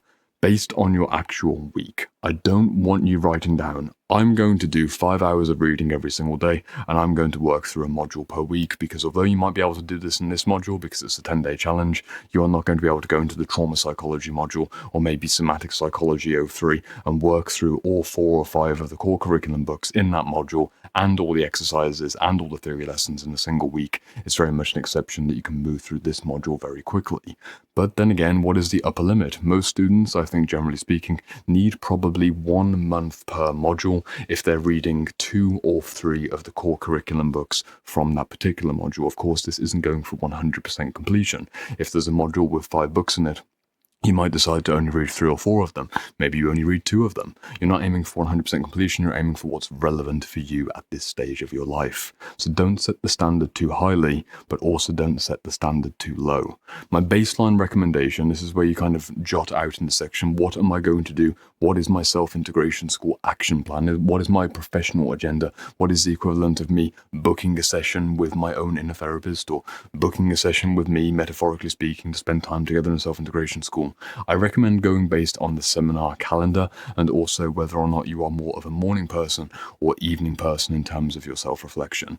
Most previous students and clients tend to benefit from a structure like 1 hour of reading in the morning or 1 hour of reading in the evening.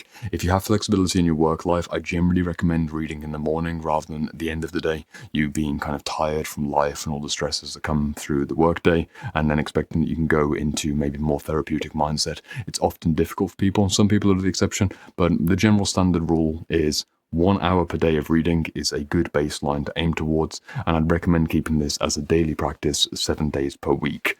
Of course, there is an opportunity to be a bit more versatile with this. You could plan, for example, half an hour of reading in the morning, and then on Saturday or Sunday on your weekend, if you're not working and you have a more conventional schedule, you might have a 3 or 4 hour deep dive on the reading material when you've got a bit more time for yourself.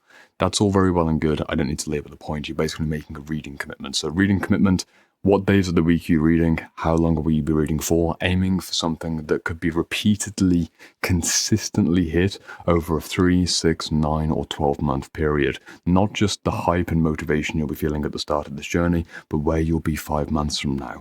Reading for an hour per day? Okay, that makes sense. That doesn't seem too much. Okay, let's do 2 hours per day. For me personally, I found that the sweet spot was around 4 to 6 hours of reading per day, because this is my life, this is my occupation, and I absolutely love being in that morning flow. I would wake up and I would just start reading with good hydration, good caffeination, sometimes a walk, sometimes a workout, and then I would basically stop reading when I need my first meal of the day. That's what worked for me personally. You do you, you choose what you need to do to be a good professional helper for yourself. In terms of the curriculum and the seminars, this is where I have another standard recommendation, but you really get to choose how you want to engage with the material. Generally speaking, most students will need 1 month per module to complete just over half of the core curriculum that's presented in the module, let alone the bonus books I recommend throughout the modules themselves. Throughout the self-integration school, realistically, I don't know because I haven't filmed the entirety of the curriculum at the time of recording, but I'm imagining that in addition to the 100 or so core curriculum books, we're probably going to have 100 or so bonus books. So there is simply far too much material for you to realistically work through, even in just a 1-year time period. But what you can do is work through the videos inside the curriculum on a consistent basis if you have a plan. Forgetting the reading for a moment, just focusing on what I've presented for you in the theories and the practices, you are looking at about 100 or so, probably more realistically, practical exercises inside the Self-Integration School curriculum. If we're looking at maybe a 2-year timeline for being inside the Self-Integration School, and we have 100 or so exercises, you could imagine working on probably one exercise per week for the next 2 years. Of course, this theoretically makes sense. If yes, I'll do one exercise per week on a Sunday before the seminar every single week for the next 2 years. That's rarely how life works out, but a general idea of when you'll be doing these things is probably quite important, at least for the next 2 months. Are you going to plan, as my recommendation, to maybe take an extra hour before a seminar? Of course, you choose which seminar you're doing this before, but like maybe before you're attending a seminar, you carve out an extra hour or hour and a half in your day to do half an hour of reading and spend an hour going through the curriculum material. That could be a theory lesson or two, or that could be a theory lesson and an exercise, or maybe you identified an exercise that would require an hour or two of your time, and you make time before the seminar to then do this exercise. Write down the commitments that you want to make. When are you going to be studying the material? Because if you have the reading that's happening in the morning or the evening, and the seminars that you're attending on a week-by-week basis, and the rest of life, I found that from previous experiences and kind of student feedback that sometimes the video curriculum can get left behind because, of course, quite healthily, we tend to prioritize the books rather than me talking about the books or my versions and variations of the theory and the teaching.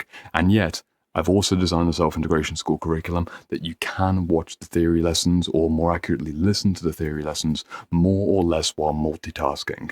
For me personally, I really enjoy learning while listening on a walk, and I tried to design as many of these lessons as possible. Of course, some are more diagrammatic, some are more visual, so that's not quite possible, but I'd say at least 70 to 80% of the lessons are very suitable to being listened to on a walk or while driving.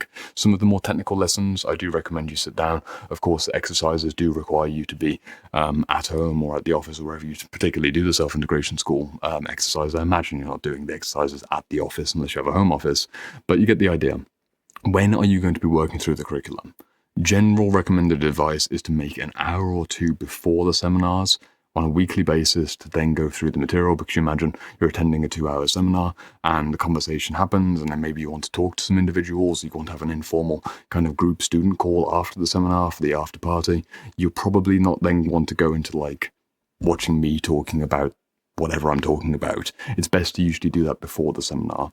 The risk of not making a plan is that you'll basically find that the months go by and you haven't progressed as deeply through the material as you probably intended in this very beginning of your Self-Integration School journey. What I would like for you to have is, in this section, not only the top 10 traits of the ideal inner therapist, this is who you're becoming, but how you actually materialize those traits is embedded in the schedule that you have for your professional practice, your own showing up to the session, which is your morning or evening reading practice, how you're engaging with, of course, the seminars and the live coaching and live community, which is an active, ongoing, less predictable, and well, scheduled is predictable, but in terms of what's happening, of course, a variety of themes, but most predictable, most in your control, is how much time you give to work through the material itself.